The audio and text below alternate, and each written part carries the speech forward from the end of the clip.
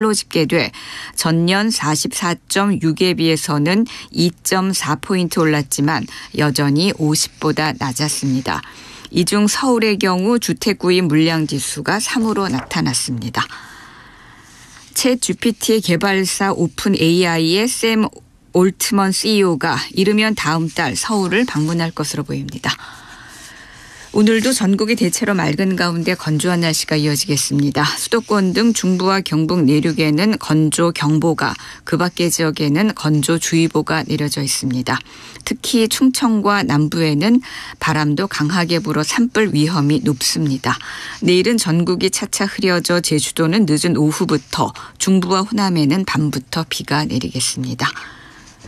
KBS 제1라디오 5시 뉴스 아나운서 태희경입니다. KBS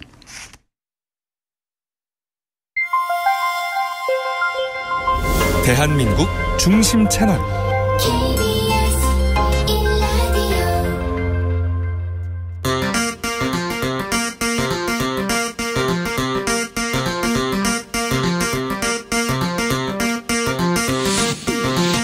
주진우 라이브.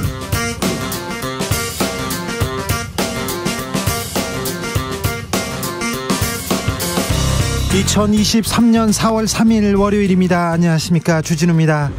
제75주년 제주 4.3 추념일, 오늘 제주에서 추념식 거행됐습니다. 우리 현대사의 가슴 아픈 비극 제주 4.3 사건 기억하고 재조명하는 움직임 계속되고 있는데요.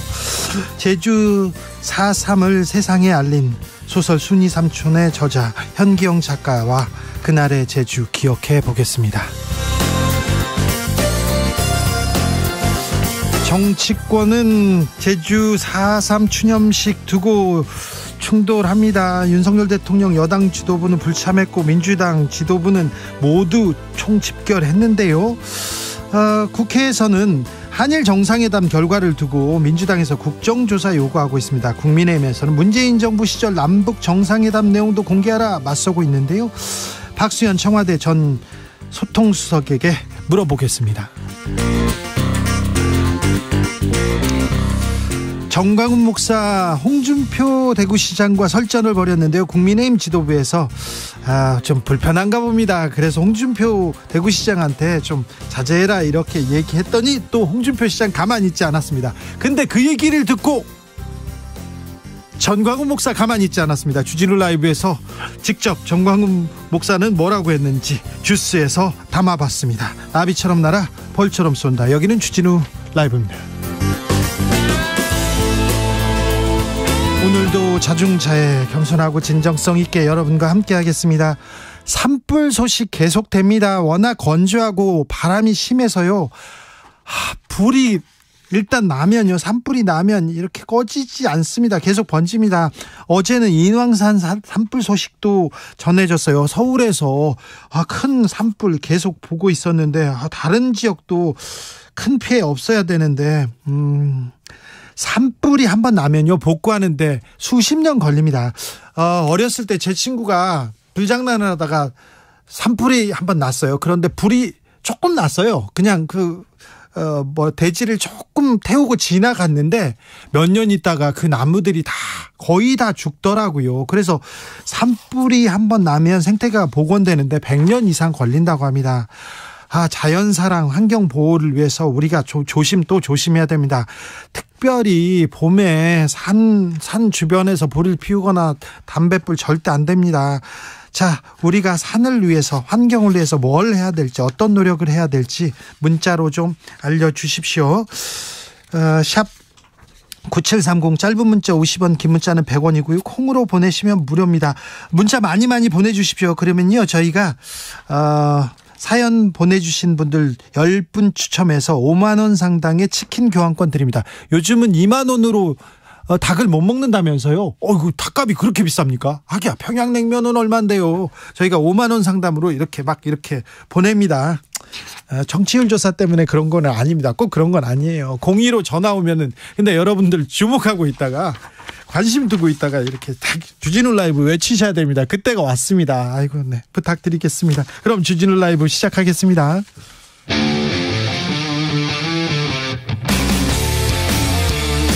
탐사보도 외길 인생 20년.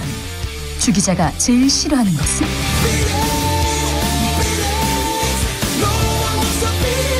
이 세상에서 비리와 부리가 사라지는 그날까지.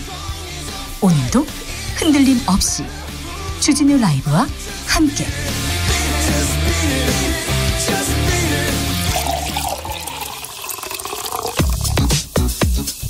진짜 중요한 뉴스만 쭉 뽑아냈습니다. 주스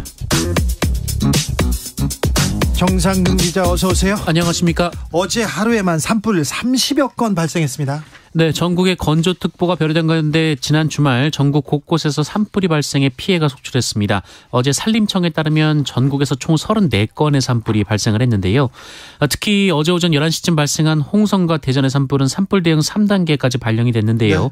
네. 다행히 인명피해는 없었습니다만 홍성의 경우 1000헥타르의 피해를 봤습니다. 주택도 수십 채가 불에 탔습니다. 서울에서도, 인왕산에서도 불이 났어요? 네, 서울 한복판인 종로구 인왕산에서도 어제 오전 11시 53분쯤 불이 났습니다. 화재가 바람을 타고 한때 정상 부근까지 번졌습니다만 큰 불길은 5시간 만에 잡았는데요. 하지만 잔불이 쉽게 잡히지 않았고 25시간 만인 오늘 오후 불길을 모두 진압했습니다. 산불은 오늘도 이어집니다. 네, 오늘 낮 12시 20분쯤 전남 한평군에서 산불이 발생했고요. 오후 1시 40분쯤에는 전남 순천시에서 산불이 발생을 했습니다. 각 산불로 인한 인명피해는 발생하지 않았고요. 이 진화인력과 장비가 투입된 상황입니다. 근데 산불 났는데 김영환 충북지사 도대체 뭐 한 겁니까?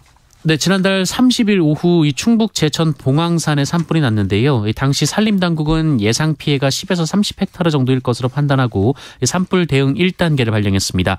또한 위험지역 주민들을 대상으로 20분가량 대피령을 내렸는데요. 산불 대응 1단계의 지휘권자는 시군 구청장으로 외국 출장 중인 김창규 제천시장을 대신해서 박기순 부시장이 현장을 지휘했고 산불은 21헥타르를 태운 뒤 31일 오전에 완전히 진화가 됐었습니다. 그런데요? 그런데 산불이 났을 당시에 김영환 충북지사가 술자리에 참석한 사실이 알려지면서 논란이 되고 있습니다. 김영환 지사는 30일 오후 7시 30분쯤 이 충주시 문화회관에서 열린 도립교향악단 연주회를 참관한 뒤 2시간 뒤에 이 지역 청년 모임에 참석했는데요. 이 자리에서 김영환 지사가 술잔을 건배하는 등의 사진이 SNS에 게시가 됐습니다. 이에 대해 충북도는 산불 대응 1단계였고 또 인명피해가 없고 안정화 단계였다라면서 청년 모임 자리는 지역 주민들의 애로사항을 청취하고 도정의 시책을 설명한 자리였다라고 설명했습니다. 자영업자 대출이 1,000조 원에 이른다는 보고가 나왔습니다. 네, 한국은행이 양경숙 의원실에 제출한 자영업자 대출 현황에 따르면 지난해 4분기 말을 기준으로 자영업자들의 총 대출액이 1,019조 8천억 원에 이르는 것으로 추산됐습니다. 이 자영업자 대출액은 지난해 3분기 처음으로 1,000조 원을 넘어선 이후 4분기에도 최대 기록을 경신했습니다. 또한 대출금리 상승에 따른 자영업 대출자들의 이자 부담 증가분을 추산한 결과 대출금리가 0.25%포인트가 올라갈 때마다 1인당 평균 연 이자가 60만 원씩 늘어나는 것으로 추산됐습니다. 중위소득자가 서울에서 살 수 있는 아파트가 100채 중 3채에 불과한다면서요?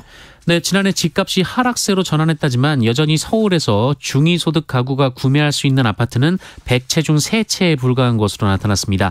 이 주택금융공사는 오늘 지난해 서울의 주택 구입 물량 지수를 3.0으로 집계했는데요. 이 주택 구입 물량 지수는 주택 구입 능력을 측정하는 지수로 수치가 100에 가까울수록 중위소득 가구가 구입 가능한 주택 물량이 많다라는 의미입니다. 참고로 10년 전에는 중위소득 가구가 구입 가능한 서울의 주택이 3채 중 1채 정도였는데요. 그래요? 네, 지금은 100채 중 3채가 됐습니다. 10년 전에는 3채 중 1채는 살 수 있었는데 지금 100채 중 3채요? 아, 참. 이 부의 양극화. 어찌해야 될지 우리 사회가 이 부분에 대해서 더 고민해 봐야 되는데. 오늘 4월 3일입니다. 4.3 추념식이 열렸습니다. 대통령은 불참했습니다. 네, 제75주년 제주 4.3 희생자 추념식이 오늘 오전 제주시 4.3 평화공원에서 봉행됐습니다. 이 자리에는 윤석열 대통령이 불참하고 한덕수 국무총리가 참석했는데요. 대통령실은 한미 정상회담 준비 등의 이유로 윤석열 대통령이 불참했다라고 설명했습니다. 또한 김기현 국민의힘 대표도 참석하지 않았습니다. 민주당에서는 대표와 지도부가 총출동했는데요. 이 문제에 대해서는 잠시 후에 현기영 작가 고민해 보겠습니다. 국민의힘에서는 정광훈 목사 이야기가 계속됩니다. 홍준표 대구시장과 정광훈 목사 설전을 벌였습니다. 네, 김재현 최고위원 발언 등으로 논란이 된 이 정광훈 목사가 지난달 29일 한 유튜브 방송에 출연해서 홍준표 대구시장을 향해 비속어를 쓰며 홍준표 시장도 광화문 집회에 덕을 보려고 광화문에서 연설을 했다라고 주장했습니다.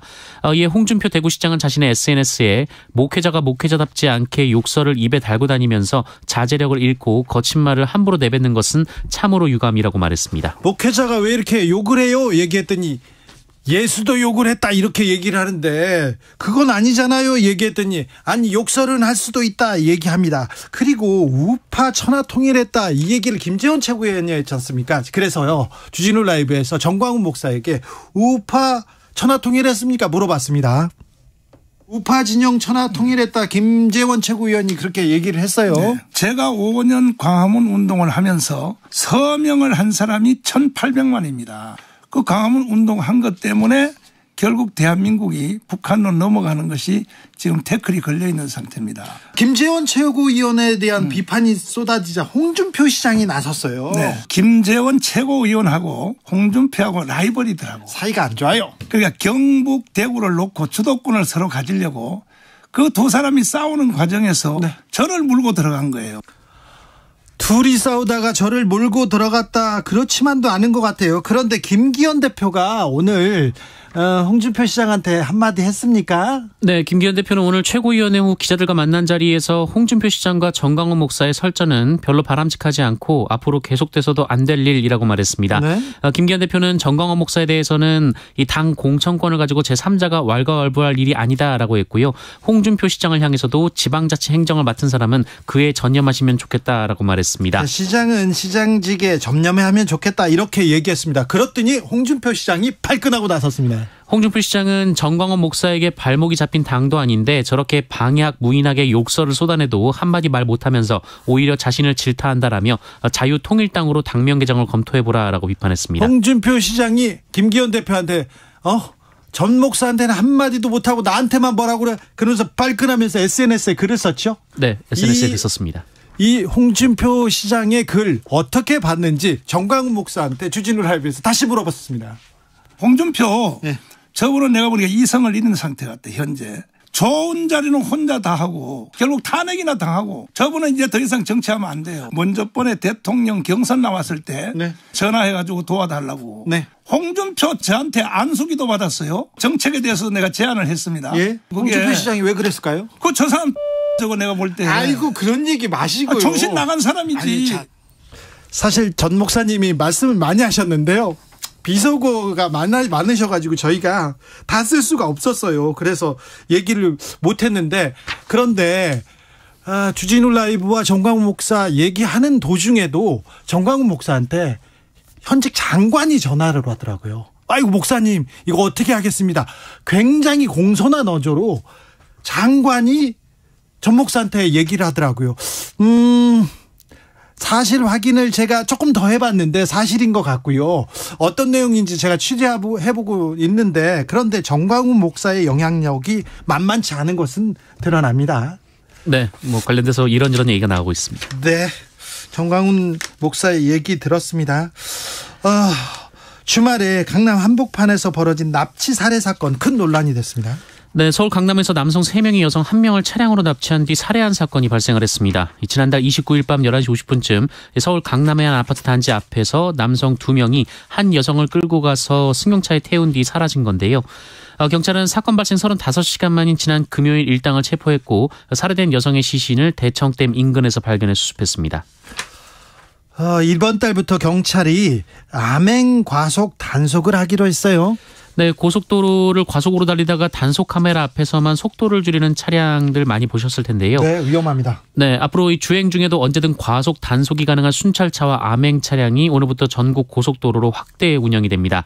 경찰은 고정형 단속 카메라 앞에서만 속도를 줄이는 운전 습관이 여전하다는 판단에 재작년 11월부터 암행 차량을 운행하며 단속을 벌여왔습니다. 주스 정상근 기자와 함께했습니다. 감사합니다. 고맙습니다. 산을 아끼고 잘 지켜야 됩니다. 자연을 보호해야 됩니다. 많은 자연보호법 주셨습니다. 4419님께서 타는데 10분 복구에는 100년 우리 모두 산불 조심해야 합니다. 1918님 환경은 미래 세대에게 물려주는 게 아니라 미래 세대에게 빌려 쓰고 있다는 생각하고 아끼고 또 아껴야 합니다. 1340님 산에 가서 절대 담배 피우지 마시고요. 쓰레기 소각하지 마세요. 이것들만 안 해도 산불 예방됩니다. 2928님께서 환경을 위해서 텀블러 사용합니다. 일회용품 안 쓰는 게 최고로 환경을 위하는 것 같습니다. 웬만한 거리도 좀 걸어 다니고 운동도 되고 환경도 생각하면 금상첨화입니다. 이렇게 얘기하십니다. 주진우 라이브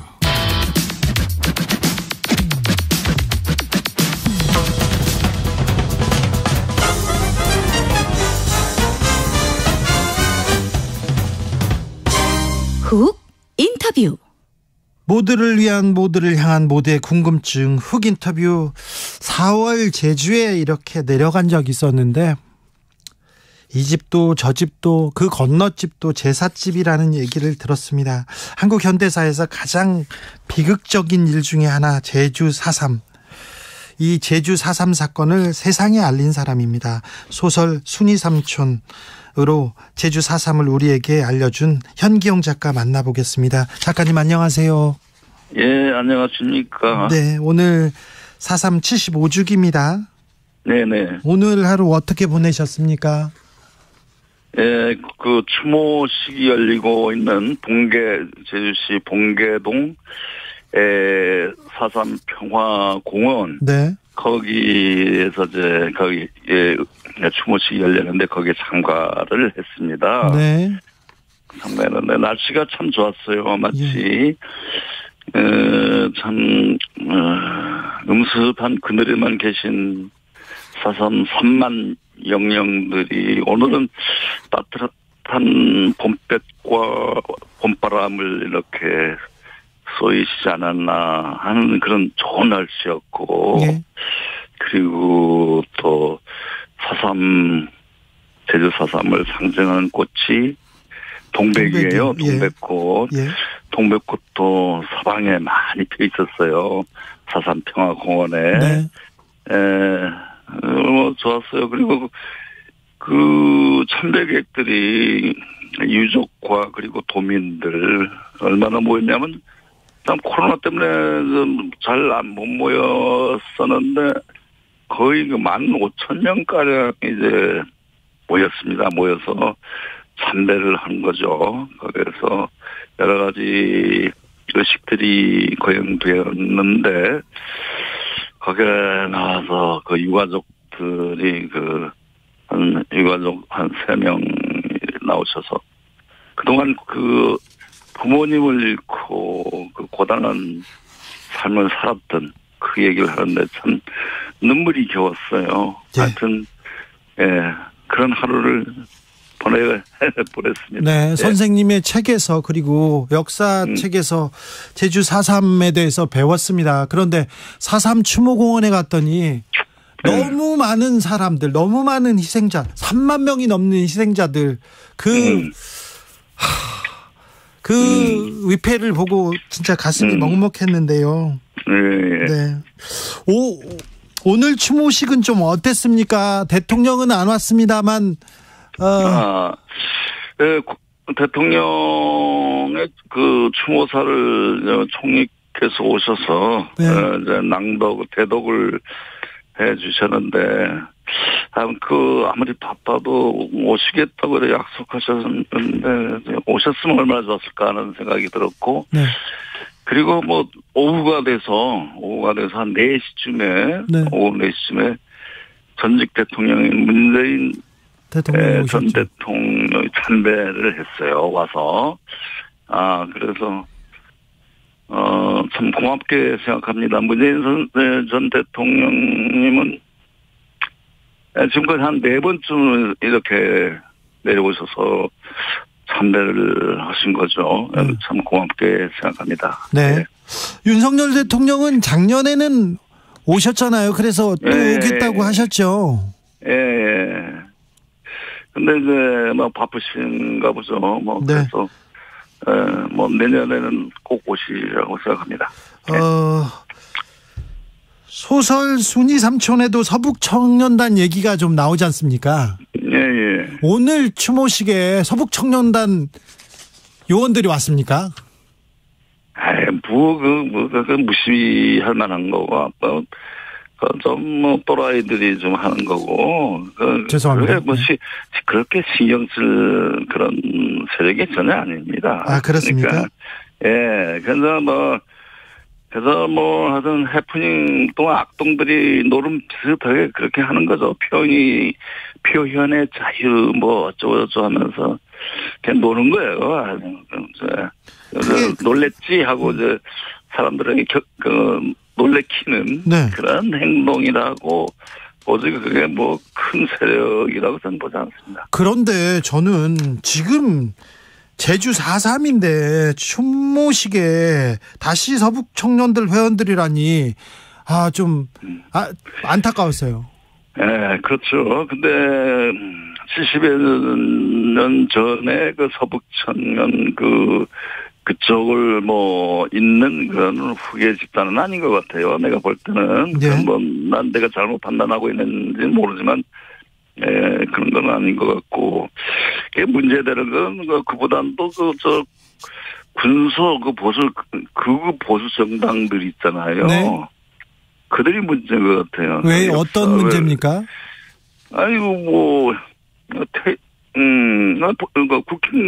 국민의힘당에서는 그걸 최고인 하는 사람이 태영호가 엉뚱한 소리 했고, 예. 그거 말고 군소정당 이름도 난 잘 모르겠습니다. 하여튼 여러 그 군소정당들이 4.3을 공산주의자들이 공산폭동이다 이렇게 얘기를 해요. 예. 그렇게 현수막을 내걸고 걸어놨다면서요? 예. 그런데 이게 다 진상 규명이 된 일입니다. 네. 이건 제주도 청년들이 자체적으로 자발적으로 일어난 것이지 어디 외부 세력에 의해서 된 게 아니거든요. 그게 다 조사로 다 돼 있어요. 예. 그리고 6.25 전쟁에가 누가 영웅, 백선엽 대장이죠. 예. 백선엽 장군도 그런 거 전혀 북하고는 관계없는 제주 청년 자체적으로 일어난 행위다 이렇게 얘기했고, 그 당시 또 남로당 중앙당의 선전부장했던 박갑봉 씨가 있어요. 그 양반도 중앙에서 관여를 전혀 한 것이 없다 이렇게 다 나와 있는 이런 걸 가지고 남로당의 사주다 김일성이 사주다 이게 참 말도 안 되는 소리를 가지고 이런 가짜 뉴스를 퍼뜨리고 있어요. 그런 걸 퍼뜨리고 해야 밥벌이가 되는지, 아마 밥벌이가 되는 방이에요. 그래서, 그런 짓을 하고 있는데, 우리 국민들은 그런데 현혹들이라고 생각하지 않습니다. 국민들은 현혹되지 않는데 가끔 정치인이 간혹 또 자기가 좀 어디에서 이용하려는지 모르는데, 얼마 전에도 태영호 국민의힘 최고위원이 제주 4.3 김일성의 사주에 의한 공산폭동이다 주장했다가 오늘 이 부분에 대해서 사과해야 된다 하니까 어떤 부분을 사과해야 될지 모르겠다 이런 얘기 하시더라고요. 그러니까 국민의힘당에서 그 사람을 징계하든지 뭘 해야지, 그걸 그냥 놔두고 있다는 거는 국민의힘의 사상적 배경이나 생각, 이걸 의심할 수밖에 없거든요. 태영호 그 사람이 지금 가짜 뉴스를 퍼뜨리고 있는 건데, 그리고 그런 가짜 뉴스가 제주 도민을 얼마나 모욕하는 일입니까? 그렇죠. 이것을 국힘당에서는 이제 징계를 해야 돼요. 태영호를. 네. 태영호 의원을. 그래야 됩니다. 78년도에 순이 삼촌이 나왔습니까? 그렇죠. 처음에 순이 삼촌 나왔을 때 고초도 많이 겪으셨죠? 어땠습니까? 육군 정보기관, 지금은 기무사라고 불리고 있는 보안사가 있어요. 보안사라고 이름이 쓰는데 거기에 그래가지고 한 3일 동안 고문당하고 뭐 한 달 동안 감옥에 쳐넣어져 있었고 그렇습니다. 그때만 해도 4.3에 대해서는 입에 금기어였습니까? 입에 꺼내도 뭐 어디에서 가서 얘기하면 안 됐습니까? 그렇죠. 그 4.3 발발한 지 30년 지난 1978년. 네. 30년이 지난 뒤까지. 네. 그때까지도 완전히 그 제주도 4.3은 금기 영역으로 이렇게 만들어버렸어요. 예. 발설하면은 이제 국가보안법으로 묶으려고. 네. 그랬고, 그것을 통해서 간첩 사건도 조작하고 아주 무서웠어요. 네. 그런 상황이었죠. 이제 30년 후에 순위 삼촌이, 제가 쓴 순위 삼촌이, 네. 저희 도전장을 낸 거죠. 네. 그런데, 이 금기를 넘어서면, 이 진실을 얘기하면, 혹독한 고초를 겪을 수도 있는데 대단한 용기셨어요. 그 용기라기보다는 그때는 좀 젊었고 젊으면 매를 안 탄다. 매 때려도 매를 안 탄다. 이런 생각을 해보는데 그거 고문 나가니까 매 안 타긴커녕 엄청나게 고통스럽더라고요. 그 고문이. 네. 근데 그렇게 하게 된 게 나는 워낙 순수 문학주의자인데. 4.3을 안 쓸 수가 없게 되는 거예요. 예. 마치 4.3 영령이 나를 선택한 것처럼 저절로 끌려 들어가서 글 쓰게 되는 겁니다. 네. 4.3이라면 내가 고등학교까지는 제주도에 있었는데 그거 음울한 그 분위기를 조성하는 게 4.3이에요. 네. 수근수근 그때 누가 죽었다 어느 같아서 떼죽음 당할 때 누가 죽었다 이런 얘기 수근수근 하는데 정말 듣기 싫었거든요. 이거 음울하고 제주도 전체가 그런 음울한 분위기였어요.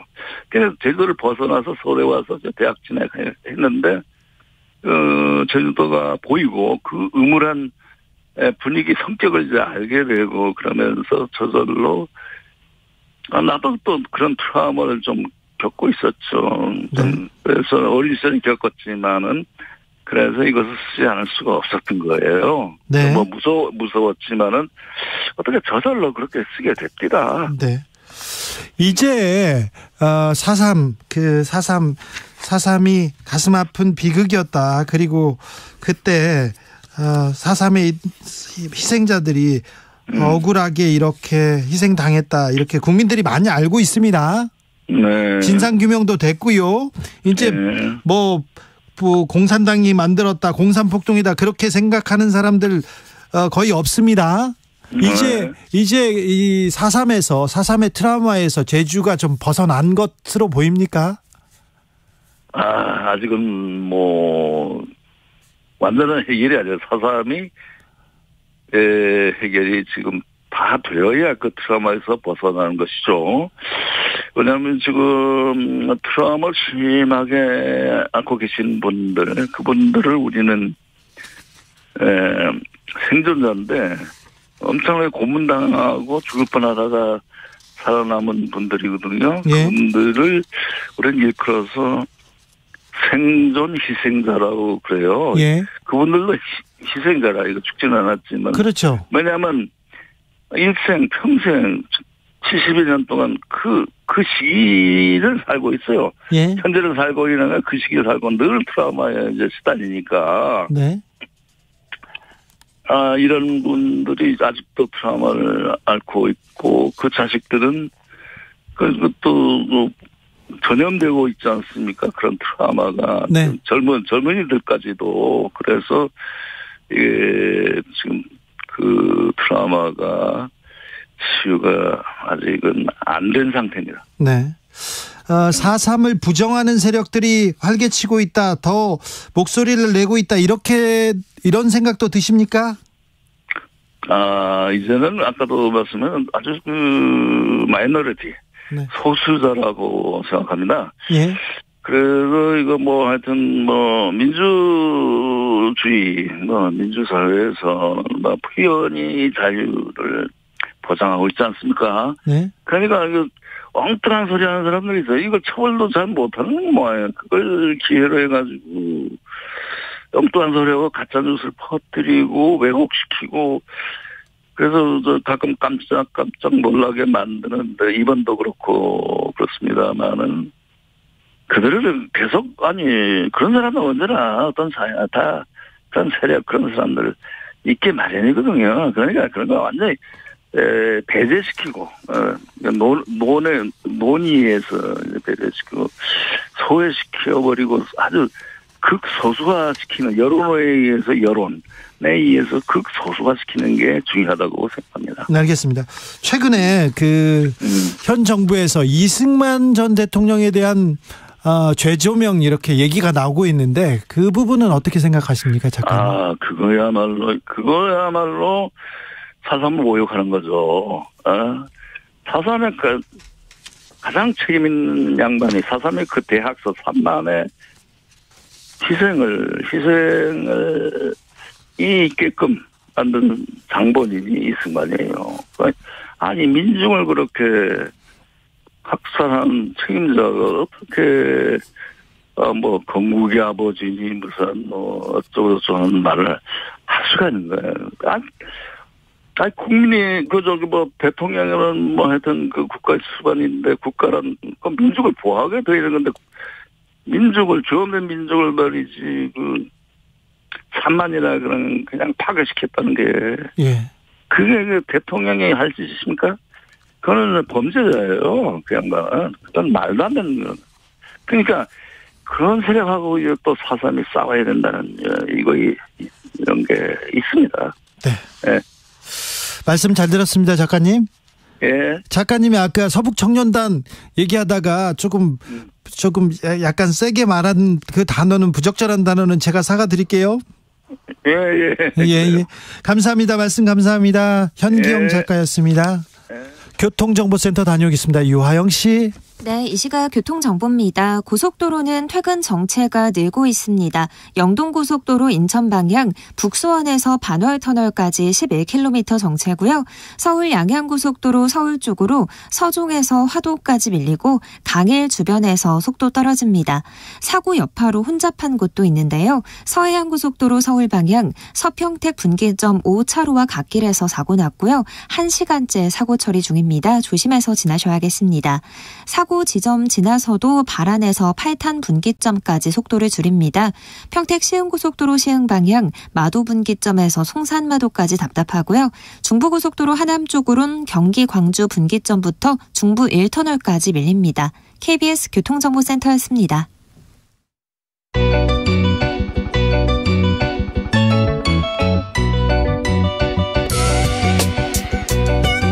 한층 날카롭다, 한결 정확하다, 한편 세심하다, 밖에서 보는 내밀한 분석, 정치적 원의 시점.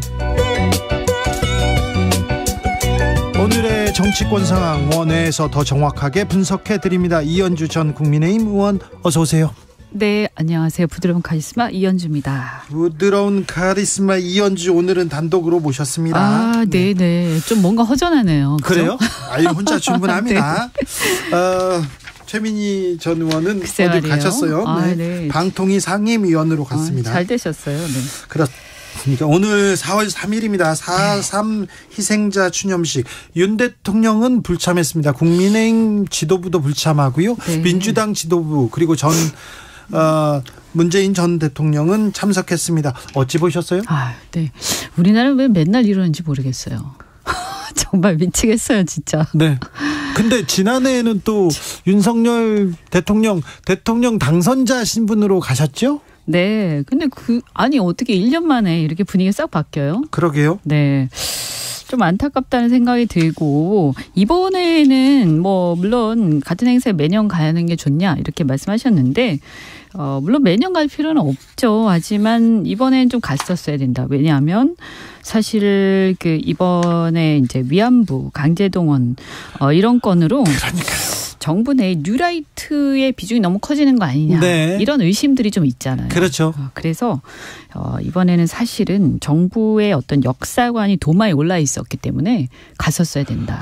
그렇게 생각해 보니까 네. 이번에는 갔어야 되는데 야구장은 가고 추념식에는 안 갔다 이 얘기 나옵니다. 바로. 특히 이제 4.3과 관련해서는 뉴라이트의 어떤 관점 이런 것들이 이제 논란의 대상이 되고 있기 때문에 안 가면 이런 이제 오해를 받아요. 얼마 전에 이승만 전 대통령 얘기했지 않습니까? 그리고 그러니까요. 계속 네.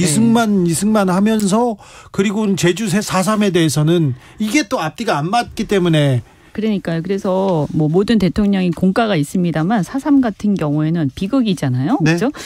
그래서 어쨌든 수만 명 3만 명이 민간인 넘는 수만 명이 희생된 희생자가 비극입니다. 그래서 꼭 갔었어야 되고 어쨌든 미국 방문 준비 말씀하셨는데 시구할 시간은 있고 이건 말이 안 됩니다. 대구 가서 시구할 시간은 있고 4.3 갈 시간은 안 된다. 이것도 말이 안 되고 특히나 지금 일본 문제로 뉴라이트의 어떤 역할 이런 것들 우리 국민들이 바보가 아니에요. 그래서 지금 걱정이 태산 같거든요. 네. 우리 정부의 역사관 여기에 대해서 걱정들이 많습니다. 이 역사가 그냥 역사로 끝나는 게 아니니까 문제인 거예요. 네. 그래서 저는 이제 이번에 그 전원 씨, 그죠? 5.18과 관련해서도 굉장히 좀 어쨌든 간에 좀 감동적인 장면을 우리가 보고 있지 않습니까? 그래서 네. 빨리 이런 역사적 갈등 이런 것들은 빨리 우리가 청산하고 국민들한테 좀 감동적인 모습 보이고 국민 통합으로 좀 갔으면 좋겠다 이런 생각이 듭니다. 윤 대통령이 시구하고요. 대구 서문시장 또 갔어요. 대구시장에 또 갔습니다. 보통 대통령이 이 동네 한번 가면 저 동네도 한번 가고 여기 시장 가면 저 동네 이 지역 안배 생각하는데 이번에 생각하고 거기 간 거예요. 아니 그래서 그냥 4.3 가고 또 제주도에도 시장 있잖아요. 네. 제주도에 좀 가셨으면 좋지 않았을까 하는 생각이 좀 들었고요. 서문시장 너무 자주 가셔서 네. 이건 저 안 가셔도 됐을 텐데. 네. 그리고 또 이런 게 있습니다. 사실은요, 국민들이요, 이렇게 이제 대통령이 되시기 전에는 선거를 하는 거라서 시장도 가고 여러 군데 가시는 게 좋은데요. 선거할 때는 이런저런 곳에 많이 가야 돼요. 선거 운동이니까. 네. 대통령 되시고 나서는 이제 우리 국민들도 수준이 좀 많이 달라졌어요. 그래서 대통령은, 우리의 지금 이런 현안을 위해서 열심히 업무 보시는 걸 더 좋아합니다, 국민들이. 그렇죠. 네, 그래서 지금 사실 많이 어려워요. 경제가 많이 어렵고 또 일본과의 관계에 대해서도 국민들이 지금 마음에 안 듭니다, 여러 가지로. 그렇죠. 그래서 이 문제들 그다음에 미국 순방 준비 때문에 4.3까지도 추념식도 안 갔다고 하시는데 미국 가서 어떻게 할 건지 걱정들이 많으세요. 그래서 오히려 저는 이 경제를 어떻게 할 건지 차라리 비상경제 대책 회의 같은 걸 조금이라도 더 하시고 이런 게 더 좋지 여러 가지 걱정이 많고 국민들이 이제 신뢰가 많이 없는데 이럴 때 가서 시구하고 시장 돌아다니고 이런 게 사실은 평소에 이렇게 민심이 좋을 때는 이런 게 또 반응이 좋은데요. 지금 같은 상황에서는 제가 참모 같으면 시장 가고 시구하고 이런 거 하지 말라고 그랬을 거예요. 네. 네, 조금 어렵고 막 고뇌에 쌓여서 열심히 고민하는 모습 이런 게 더 낫습니다. 지금은. 맞아요. 그럴 것 같아요. 그런데요, 대구 얘기 나왔으니까 말인데 네. 홍준표 대구시장 네. 지도부한테도 뭐라고 하고 정강훈 목사님하고도 이렇게 싸우고 막 그러더라고요. 네. 왜 그럴까요? 글쎄요. 제가 요새는 우리 당 문제에 이렇게 크게 신경 안 쓰고 있다 보니까 그런데 이제. 근데 정광훈 목사 문제로 지금 며칠째 지금 설전을 이어가고 있어요. 그렇대요. 네? 근데 정광훈 목사 사실 이게 처음에 시작된 게 김재원 최고위원이 네, 이제 그렇죠. 우파에 천하통일했다 이런 건데요. 근데 사실은 정광훈 목사에 대해서 이렇게 실제로 우리 국민들이 이렇게 신경 많이 쓰나요? 그렇게 안 쓰는데 국민의힘에서는 많이 쓰는 것 같아요. 아니 국민들은 별로 신경 안 쓰는데 국민의힘 내부에서는 영향력이 좀 있는 것 같습니다. 저는 이런 생각이 들어요. 그래서 김재원 최고도 마찬가지고요. 그냥 정광훈 목사 얘기를 그냥 언급을 안 하는 게 좋을 것 같다. 굳이. 네. 네. 안 하는 게 좋을 것 같다. 그래서 이렇게 지나가야 된다. 그래서 김기현 대표가 이거 좀 그 시장 일에 좀 집중하셨으면 좋겠다 그러면서 이런 얘기는 좀 자제했으면 좋겠다 했는데 네. 홍준표 시장이 한마디 더 했어요. 아니 전 목사한테는 꼼짝 못하고 한마디도 못하고 나한테만 뭐라고 하냐 또 얘기하더라고요. 근데 김재원 최고하고는 좀 구원이 있죠. 그때 대구시장 그렇죠. 경선할 때부터 그 전에부터 좀 있었던 것 같아요. 그렇죠. 최고위원 할 때부터. 그래서 굉장히 좀 구원이 많은 것 같습니다. 그런데 네. 그래서 홍준표 시장이 뭐라고 하니까 정광훈 목사가 뭐라고 하냐면 저 사람이라고 안 되죠. 홍준표 시장이 경선 때 자기한테 도와달라고 막 오고 자기한테 안수기다도 받았대요. 그래요? 그래요. 네. 그리고 대통령 경선 났을 때 도와달라고 막 하고 안수기도 받았고 정책도 다 받아가 놓고 지금 와서 이렇게 한다고 저런 사람이 정치하면 안 된다고 한마디 하시더라고요. 정치인들이야 뭐 다 이렇게 또 필요할 때는 선거운동 다 여러 사람한테 하는 거니까. 네. 보면 좀 웃겨요. 네. 정치인들은 저러나 이런 생각이 듭니다. 뭐 구원이 좀 많은 것 같아요. 네. 네. 알겠습니다. 경제가 어려운데. 네. 경제가 어려운데 경제를 위한 뉴스는 안 나오고요. 네. 경제 우려할 만한 뉴스가 막 나옵니다. 네.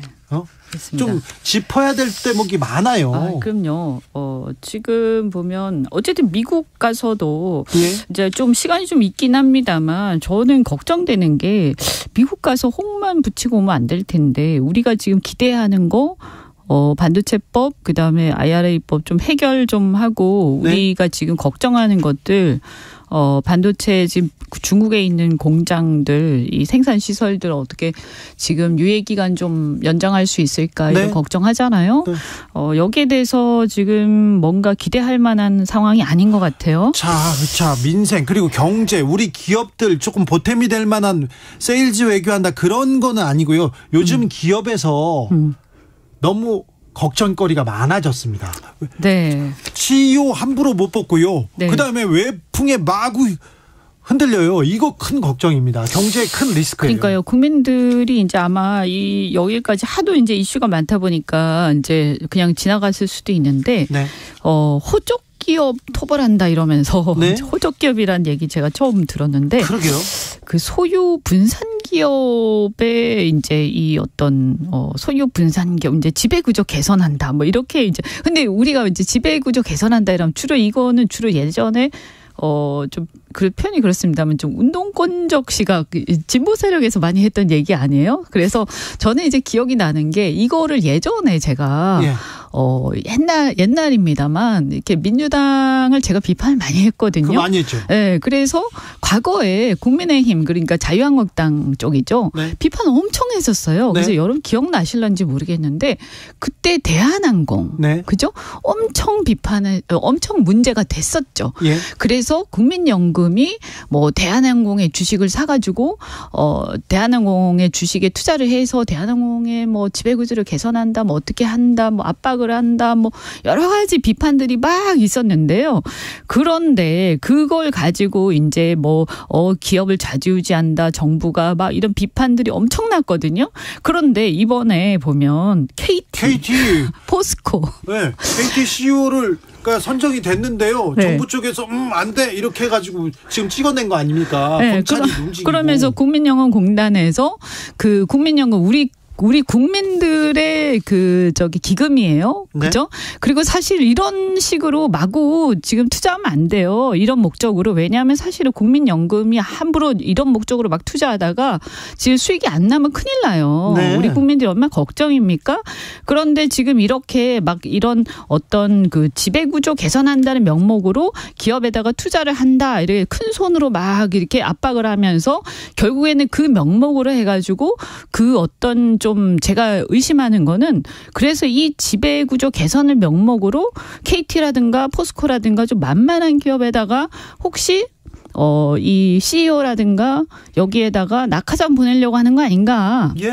지금 그런 게 지금 막 걱정돼요. 뭉게 네. 올라가고 있죠. 그래서 우리 국민들이 여기에 대해서 눈을 부라리고 네. 쳐다보셔야 돼요. 그래서 저는 이게 뭐냐 지금 옛날에 자유시장 경제 막 외치면서 과거에 문재인 정권이나 과거 정권에 대해서 그렇게 비판을 해대더니 정권이 바뀌고 나니까 이제는 슬며시 그냥 조용히 실제로 똑같은 짓을 하는데 이제는 더 이거는 똑같다니요. 이번 강도가 훨씬 셉니다. 네. 아니 그래서 그전에는 그래도 지배구조 개선에 대해서 무슨 어떤 저는 좀 사실은 굉장히 이념적인 거라고 생각을 하지만 그때는 재벌가에서 나름대로 너무 이렇게 족벌 경영이 너무 심하니까 나름대로 그런 저는 비판이었죠. 그 어떤 이념적인 의도라도 있었어요. 근데 지금은 제가 볼 때는 그냥 자리야 자리. 그렇죠. 근데 왜 이런 짓을 하냐. 그래서 이런 관료적인 행태를 정말 근절을 해야 되고 이유가 뭐든 간에 저는 이런 식으로 지금 뭐 하는 짓이냐. 그래서 이런 관료 경제를 가지고 하면서 그런 실제로 예전에는 그러면 과거에는 자유시장 경제 막 운운하면서 남이 할 때는 막 비판해놓고 지금은 오히려 훨씬 더 나쁜 의도를 가지고 자기가 이 자리에 욕심이 나가지고 내로남불을 한다. 이거 말이죠. 국민들이요. 절대 이거 용납하면 안 됩니다. 이거 눈 부라리고 보셔야 돼요. 네. KT 포스코 그리고 각 은행권에서 지금 이런 일이 있는데 너무 화가 나 진짜. 네, 너무 엄청난 일들이 벌어지고 있어요. 그런데 다른 사건들이 워낙 커서요. 눈에 이 문제가 눈에 안 띄요. 아니 저는 너무 화가 나는 거예요. 왜냐하면 예전에도 제가 이런 것들을 비판을 계속 네. 해왔기 때문에 지금 이렇게 내로남불적으로 막 하면서 여권의 의원들까지도 나서서 여기에 같이 한몫하려는 걸 보면서 네. 야 이게 이렇게 창피한 짓을 하고 이렇게 하면 되겠냐. 정말 너무나 부끄럽고 이러면 안 됩니다. 응? 한일 정상회담 관련해서는 국정조사를 좀 추진하고 있습니다. 민주당에서. 네. 어찌 보십니까? 밝힐 거는 밝혀야죠. 네. 그러니까 사실은 뭐 이런 걸 가지고 정쟁화하는 게 바람직한 건 아니에요. 그런데 문제는 뭐냐 하면 지금 일본 언론에서 너무 많은 게 지금 쏟아지고 있어요. 예. 근데 우리 정부가 답을 못 하고 있어요. 네. 그죠? 근데 후쿠시마 오염수, 그다음에 더 문제는 뭐냐면 독도와 관련해서 얘기를 했다라는 거 아닙니까? 그렇죠. 일본 언론의 주장입니다. 근데 이거는 영토 주권의 문제고 너무나 심각한 거예요. 네. 그래서 저는 이거 민주당이 공세적으로 하는 것도 있지만 이거 만약에 방어하고 싶으면 이거 확실하게 이 문제를 보도한 언론, 일본 언론과 일본 정부에 대해서 네. 우리 정부가 조치를 취하지 않고 가만히 있으면서 민주당이 국정조사 공세하는 거에 대해서 이거를 정쟁이다라고만 얘기할 수는 없는 거예요. 가만히 있는데요. 그런데. 그 지금 가만히 있잖아요. 네. 그러면 국민들이 볼 때는 왜 가만히 있냐? 그러면 확실하게 여기에 대해서 조치를 하든지. 네. 그럼 국민들은 의심을 할 거 아닙니까? 예. 근데 의심은 되는데 가만히 있어라? 이건 예. 말이 안 되는 거예요. 그리고 영토 주권의 문제이기 때문에 그냥 넘어갈 수는 없어요. 예. 그러니까 요거는 밝힐 건 밝힐 수밖에 없는 상황으로 가는 거예요. 우리가 밝히질 못하면. 정부가 밝히질 못하면. 네. 한덕수 국무총리 일본 언론에 일일이 조치하기보다는 그러면서 또 말을 좀 아꼈는데요. 시간이 걸리더라도 한국 국민의 이해를 구해 나가겠다 말이 얘기했는데. 됩니까 그게? 응? 그러게요. 아니 누구의 이해를 구하는 거예요? 아니 이거는요 무슨 제3자도 그렇게 얘기하면 안 되는 거예요. 그리고 이 문제는 뭘 이해를 구해요. 이건 펄펄 뛰어야 될 문제죠. 아, 그렇죠. 아니 뭘 이해를 구해요. 우리나라 대통령 아닙니까? 네. 저는 기가 막히고요. 그다음에 이거 일본 문제는 저는 미국 문제하고 별개로 봐야 된다. 네. 지금 한미일 협력은 우리가 하지만 군사협력 문제는 굉장히 민감한 문제거든요. 일본이 지금 재무장 시도를 계속하는 거 아닙니까? 그래서 인도태평양 전략을 미국의 전략을 등에 업고 자기들이 이제 대리인이 되려고 자처를 하고 있는데 이게 현재 이제 북한에 대항하기 위해서 우리가 일본하고 협력한다라고 하지만 우리가 명심해야 될 게 뭐냐면 과거에 우리나라의 주적이 어디였어요? 과거. 북한이기도 했지만 그 전으로 거슬러 올라가면 한편 일본이었잖아요. 항상 일본이었어요. 그러니까 우리한테 있어서 위협은 북한이기도 하지만 동시에 또 일본이기도 한 거였어요. 그러니까 일본을 지금 믿을 수가 없어요. 그러니까 우리는 북한도 못 믿지만 네. 일본도 못 믿는 거예요. 그렇죠. 근데 미래의 주적이 또 북한도 우리의 주적이지만 일본도 언제 우리의 주적이 될지도 모르는 거예요. 그러니까요. 그런데 문제는 뭐냐면 일본이 영토에 대해서 얘기를 안 하면 또 모르겠어요. 근데 영토에 대해서 독도 얘기를 계속 하고 있잖아요. 네. 근데 우리나라의 영토에 대해서 자기 영토라고 자꾸 우기는 나라하고 어떻게 군사 협력을 합니까? 그러니까요. 이게 말이 되냐고요. 지금 독도 앞바다에 지금 일장기 건 군함이 들어온다는 거 아니에요? 같이 훈련한다는 거 아니에요? 일본이 독도 얘기만 안 해도 제가 볼 때는 가능성이 있어요. 근데 독도 얘기를 하잖아요. 그러니까 세계 2차 대전 패전국 중에서요. 패전국 중에서 이웃나라한테 영토에 대해서 시비를 거는 나라가 있습니까 지금? 없습니다. 일본만 유일하죠. 그죠? 네. 자기가 졌단 말이에요. 그래서 졌다고 사죄한다라고 그렇게 스탠스를 잡고 있는 나라 중에서 이웃 나라한테 야 근데 그 땅 있잖아 사실은 우리 거였어 내놔 이렇게 얘기하는 나라가 있냐고요. 그런데 그 나라하고 어떻게 군사 협력을 하냐고요. 이거는 우리가 미국한테요. 야 우리가 다 모든 거 다 협력해. 그런데 우리 영토에 대해서 지금 내놓으라고 저러고 있기 때문에 우리가 군사협력 요선은 못 넘겠어. 그거 네가 이해를 해라라고 분명히 천명을 해야 돼요. 그러면 미국이 오히려 우리를 달래려고 하는 거 아니에요? 아니 그거는 미국이고 뭐 무슨 할아버지고 간에 네. 안 되는 거 아닙니까 그거는? 네. 우리가 힘을 길러서 어쨌든 저는 미국이 아무리 한미동맹이고 뭐고 간에 우리 영토를 떼줄 수는 없는 거죠. 우리가 그러면 유사시에 일본한테 영토 떼줄 거예요? 아유, 안 되죠. 그건 아니잖아요. 안 그러니까 되죠. 우리가 양보할 수 없는 문제는 분명히 정해놓고 그렇죠. 가야 된다는 네. 거예요. 물론 한미동맹 중요하죠. 그렇지만 일본하고 사이에서 우리가 넘지 말아야 될 선은 분명히 정해놓고 가야 된다라는 거죠. 시원하네요. 그건 당연한 거 아닙니까? 당연해요. 근데 이런 걸 정해놓지 않고 그냥 어설프게 가다 보면 하다가 그냥 가는 거예요. 아니 근데 국민의힘에서 이런 얘기를 안 하잖아요. 아니 그러니까 지금 문제인 거예요. 왜냐하면 네. 지금 하다가 지금 여기까지 온 거예요. 자, 일본 언론에서 독도 얘기했다는데 뭡니까 이렇게 물어보니까 대답을 안 하지 않습니까? 그래서 그게 문제가 점점 커질 거예요. 안 돼요, 이거는. 그리고 일본하고 협력을 할 거냐라고 하면 협력한다고 해야죠. 그런데 군사협력? 독도를 우리 자기네 영토라고 계속 하는 한 군사적 협력은 한계가 있다라고 분명히 선을 그어야 되는 거예요. 정치적 원의 시점 이연주 의원과 말씀 나눴습니다. 감사합니다. 네, 고맙습니다.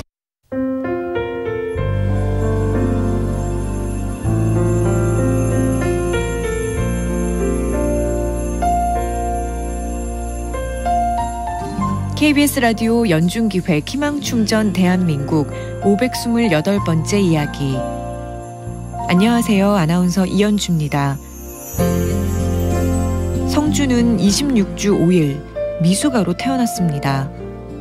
망막 이상과 난청, 뇌출혈로 오랜 시간 병원 생활 후 뇌성마비 진단을 받았습니다. 이제 초등학교 3학년이 된 성주는 특수학급과 일반학급을 오가며 수업을 받고 있습니다. 하지만 친구들과 잘 어울리진 못합니다. 심한 지적장애로 소통이 어렵기 때문입니다. 일주일에 2번 언어와 물리치료를 받지만 다른 치료는 엄두조차 못 내는 현실. 늘어가는 병원비에 엄마의 한숨은 더 깊어집니다. 그런 마음을 아는 듯 내가 아파서 미안해 라며 먼저 손을 내미는 성주. 엄마는 성주를 보며 또 한 번 눈물을 닦습니다. 세상에 단 둘뿐인 성주와 엄마를 위해 사랑의 마음을 전달해 주세요. 여러분의 따뜻한 손길이 희망의 빛이 됩니다. ARS 060-700-1580 060-700-1580 한 통화 3,000원으로 희망을 선물해 주세요. KBS 라디오 연중기획 희망충전 대한민국은 초록우산 어린이재단, 인탑스 주식회사 그리고 청취자 여러분과 함께합니다. ARS 060-700-1580 한 통화 3,000원입니다.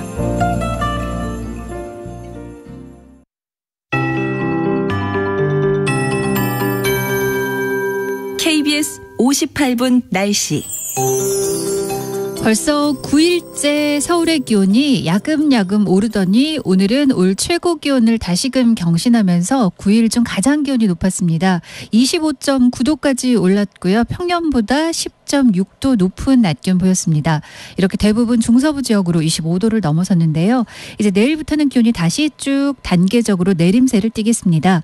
오늘 기온보다 내일 서울은 4도 정도 기온이 떨어져 22도, 수요일은 16도, 목요일 13도 이렇게 차츰 기온이 떨어지겠고 전국적으로도 내일 밤부터 비 소식이 들어있어서 내일 밤부터 목요일까지 기온이 계속 떨어지겠습니다. 이번 주말 아침에는 특히 서울이 2도 등 일부 내륙은 0도 안팎으로 좀 추워질 것으로 예상하고 있습니다. 대기는 계속 건조한데요. 지금 불씨 관리가 시급합니다. 이번 주말 휴일에 이어서 오늘도 여기저기 산불 소식이 들려오고 있습니다. 화재 예방에 주의하시고요. 현재 건조특보가 서울 등 전국 곳곳에 내려져 있는 상황입니다. 낮과 밤의 기온차가 크게 벌어져 있고요. 또 내일도 서울 22도 등으로 전국이 16도에서 23도 분포 보이면서 평년보다 기온이 높겠습니다. 맑은 하늘 속에 미세먼지 농도 괜찮고요. 오늘 밤 수도권 일시적으로 잠깐 나쁘겠습니다. 내일 오후부터 제주에 비가 와서 내일 밤 전국으로 확대돼 글피 오전까지 대부분 비가 오겠습니다. 지금 서울 기온 24.2도입니다. 최영우였습니다.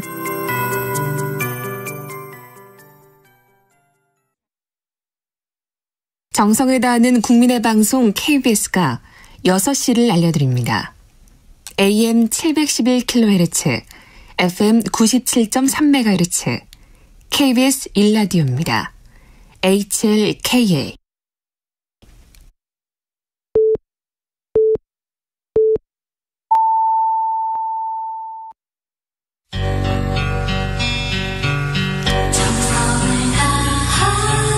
정성을 다하는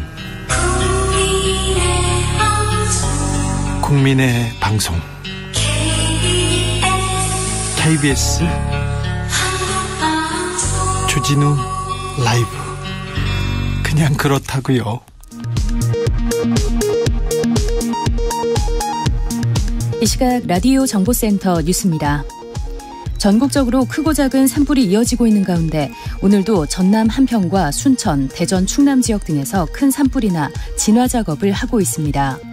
어제 하루 동안 발생한 산불 건수는 역대 3번째로 많았습니다. 제75주년 제주 4.3 희생자 추념식이 오늘 오전 제주 4.3 평화공원에서 봉행됐습니다. 오늘 추념식은 제주 4.3 견뎌냈으니 75년 딛고 선노라를 주제로 코로나19 이후 3년 만에 고령 유족들도 참석하는 등 15,000여 명 규모의 행사로 진행됐습니다. 서울 강남에서 벌어진 납치 살해 사건과 관련해 경찰이 추가 공범을 확인하고 살인 예비 혐의로 입건했습니다. 서울수서경찰서는 사건 예비 단계에 가담했다가 이탈한 20대 A씨를 살인 예비 혐의로 입건했다고 밝혔습니다.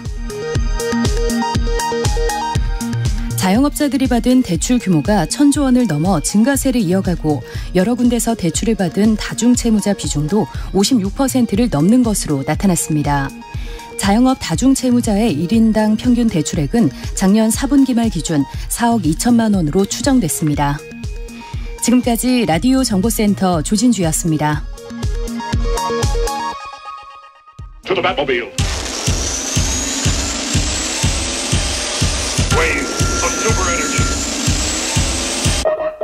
주기자의 1분. 4.3 사건은 명백히 김일성 일가에 의해 자행된 만행이다. 나는 북한 대학생 시절부터 4.3 사건을 유발한 장본인은 김일성이라고 배워왔고 지금도 그렇게 생각하고 있다.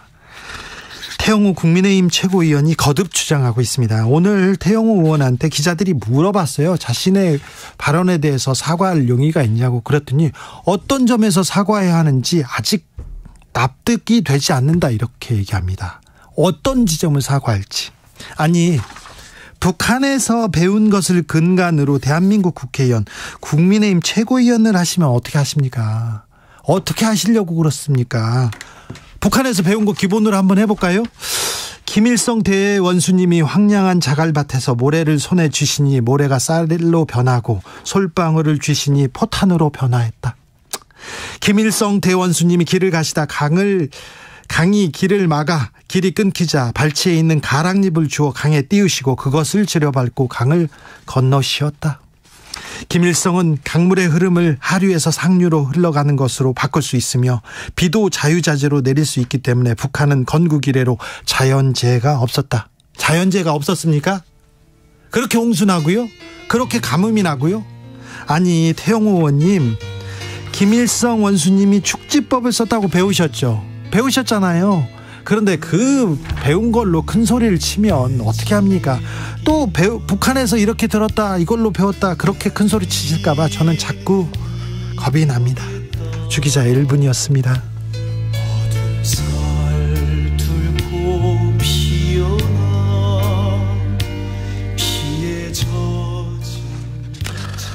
안치환, 잠들지 않는 남도. 저녁 햇살에 꽃잎이 들었어도 살 흐르는 세월에 그 향기 더욱지 말이.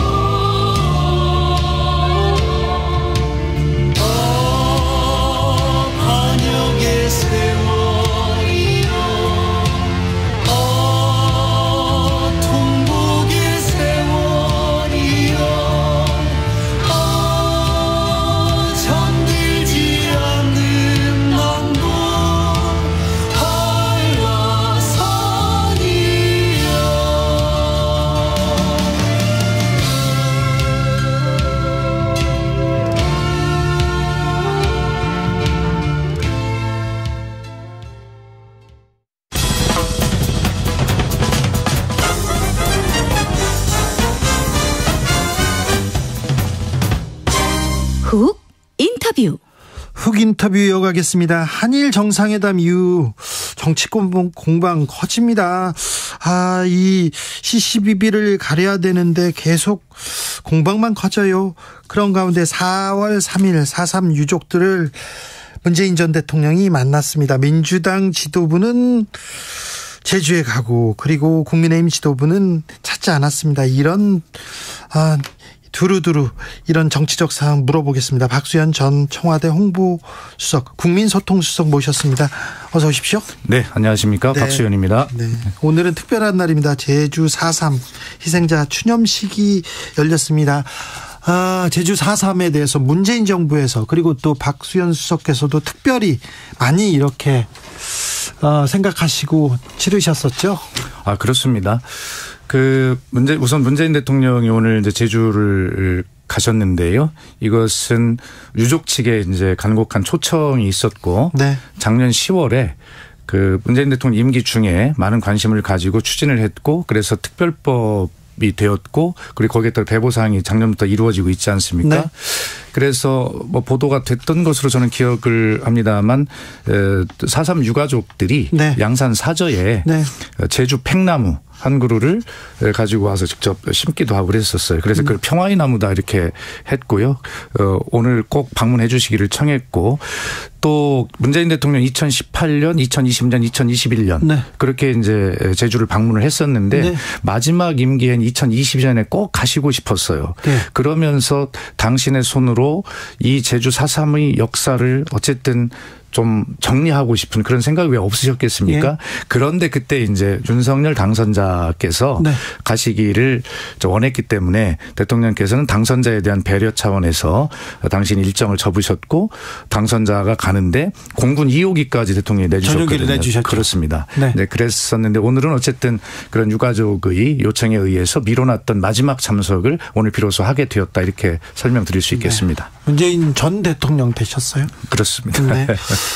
그런데 4.3 3만 명 넘는 희생자가 나왔습니다. 그래서 4.3 그래서 역사의 현대사의 비극이었고 이제 이 상처들을 토닥이면서 이제 상처를 좀 치유해가는 과정인데 최근에 국민의힘 태영호 의원 그리고 다른 정당에선 현수막을 걸어서 이거 공산 진영에서 만든 뭐 김일성 사주다 이런 얘기 나옵니다.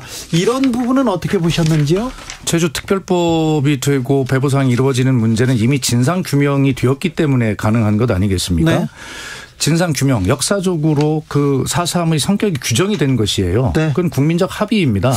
그런데 그것을 가지고 일부 극우 뭐 소수 정당이나 네. 뭐 그런 단체에서 지금 또 엉뚱한 역사를 되돌리는 이런 일들을 하고 있는데 저는 문제는 이것이 지금 국민의힘 집권 여당에서 방조했거나 거기서 시작했기 때문에 이런 일들이 생겼다고 봅니다. 네. 지금 말씀하셨지만 태영호 최고위원이 전당대회 과정에서 했던 말 김일성의 지시에 의한 것이다 네. 라는 것이거나 또 이런 태영호 최고위원을 그냥 방치하는 국민의힘 지도부 뭐 요즘에 계속 국민의힘 지도부에서 국민의힘 전체의 어떤 사상이나 이념이나 역사관을 의심할 수 있는 일들이 계속 망언들이 나오고 있지 않습니까? 네.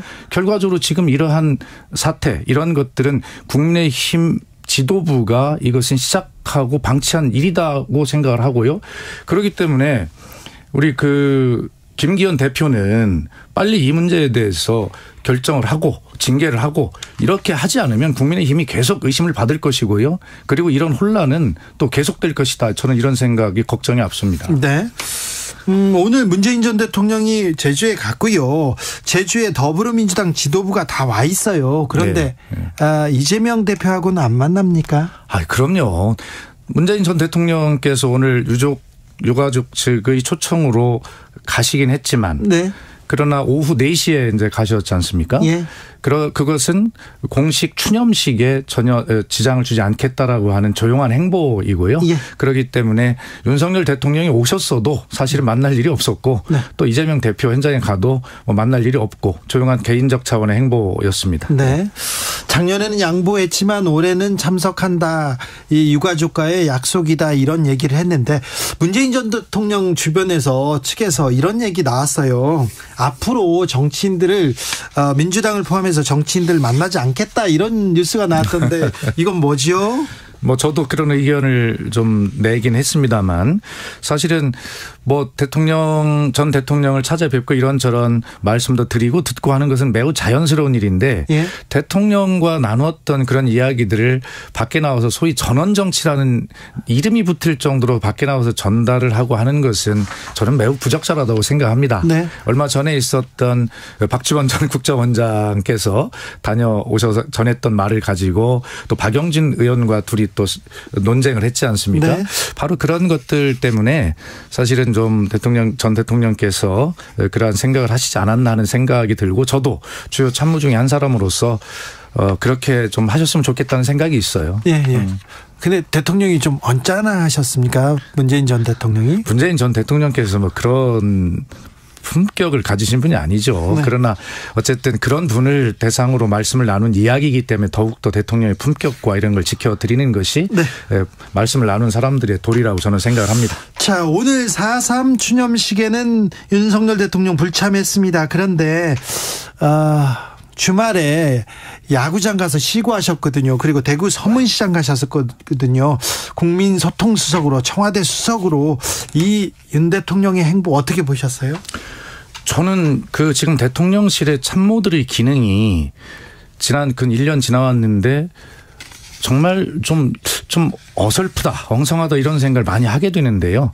지금 예를 들어 대통령의 지지율이 막 떨어지는 시점이기 때문에 위기감을 느끼고 그런 지지율을 회복할 수 있는 아주 고정적인 지지층에 호소하기 위한 그런 일정을 짰을 수 있다고 생각을 합니다. 그러나 네. 지금은 더 중요한 문제가 있잖아요. 제주 4.3에 대해서 제주도에 그런 어떤 현수막이 나붙기고 극우 정당이 바로 하고 그다음에 뭐 극우 단체들이 또 오늘 뭐 집회 신고를 하고 그리고 국민의힘 내부에서 뭐 그런 어떤 망언들이 나오고 더구나 이 진실화해위원회의 상임위원 중에서 위원장을 임명하게 돼 있는데 그 임명한 위원장 대통령 임명하는 것 아닙니까? 네. 그런데 그분이 지금 제주 4.3에 대해 했던 이야기를 경악할 만한 이야기들 하지 않았어요? 그렇습니다. 자, 이런 것들이 아까 제가 말씀드린 대로 이런 혼란을 자꾸 만들어내는데 이럴 때 윤석열 대통령이 참석을 해서 이런 모든 것에 종지부를 찍었으면 좋았겠는데 오늘 뭐가 바쁘신지는 모르겠지만 뭐 말씀하신 대로 서문시장 갈 시간 있으시고 야구장에 갈 시간 있으신데 왜 한미 정상회담 준비 때문에 여기는 못 가셨을까. 그래서 저는 대통령의 정무적 판단이 굉장히 잘못됐다. 그리고 역사를 바라보는 역사 인식 자체를 자꾸 의심받을 가능성이 커졌다. 저는 그렇게 생각합니다. 그래요. 이승만 전 대통령 얘기를 하기 시작했어요. 국민의힘과 대통령도 마찬가지고요. 예. 어떻게 가는 겁니까 이제 앞으로? 아니 그런데 사실 그 4.3이라고 하는 오늘 문재인 전 대통령께서 말씀하시기를 그 완전한 4.3이 취야말로 진정한 화해와 통합의 길이다 이렇게 말씀하셨잖아요. 네. 뭐 정답 아니겠습니까? 그런데 지금 4.3을 중심으로 놓고 보면 가해자와 피해자가 있는데 결과적으로 그 당시에 국가 권력이 국가 폭력을 행한 것 아니겠습니까? 예. 그런데 그 국가 권력의 정점에 있었던 이승만 대통령입니다. 네. 그런데 이승만 대통령을 뭐 국부론 뭐 이런 것들 이야기하면서 결과적으로 뭐 찬양하려고 하는 이것이야말로 오늘 평가를 한다면 제주 4.3에 대한 완전한 치유가 아니라 제주 4.3에 상처에 소금을 뿌리는 일들을 하고 있는 것이죠. 네. 대통령 지지율을 아까 얘기했는데 지지율이 좀 떨어지자 이런 지지층 결집 행보에 나섰다고 해서 일단 개요를 말씀드릴게요. 리얼미터가 미디어 트리뷴 의뢰로 27일에서 31일까지 조사했습니다. 윤 대통령의 국정 수행에 대한 긍정평가는 36.7%, 부정평가는 61.6%. 자세한 사항 중앙선거 여론조사심의위원회 홈페이지 참조하시면 되는데요. 국정 수행 능력 긍정평가 36.7%. 대통령의 지지율은 어떻게 보십니까? 예. 이게 지금 말씀하셨습니다만 중앙선거여론조사심의위원회 hov페이지에 공개되어 있는 지난주 갤럽 조사의 경우를 보면 네. 대통령의 국정 수행 능력 평가가 4%포인트가 하락했거든요. 그런데 네. 갤럽의 특성상 1% 정도가 뭐 오르락내리락 하는 것이 있을 수 있는데 4%포인트는 굉장히 큰 폭의 하락입니다. 네. 그리고 그 내용을 자세히 들여다보면 소위 20대 MZ세대의 지지율은 긍정이 13%, 부정이 70%를 이루고 있거든요. 네. 그리고 그 보수 성지라고 하는 대구 경북에서도 결과적으로 41%가 긍정이고 43이 부정이었어요. 부정이 뒤집어진 것이거든요. 네. 이렇게 본다면 윤석열 대통령 측 집권당 측에서 보면 굉장히 큰 위기죠. 위기죠. 예, 그러기 때문에 부랴부랴 서문시장을 갔다 그렇게 평가할 수밖에 없는 것입니다. 그러나 결과적으로 MZ세대의 표가 떨어진 것은 69시간 노동시간의 연장 문제를 가지고 뭐 된 것 아니겠어요? 그렇다면 그런 청년 세대들을 만나서 그런 문제가 된 것을 해결하려고 하는 대통령의 진정성을 보이고 그렇게 돌파를 해나가야 되는데 가서 본인을 향해서 환호하고 막 그렇게 박수를 쳐주는 그런 곳에 가서 대통령께서 하신 말씀이 이곳에 오면 언젠가 그런 말씀하셨더라고요. 몸이 아프다가도 낫는다. 그것은 진통제를 맞고 오시는 거지 치료가 되는 게 아니지 않습니까? 네.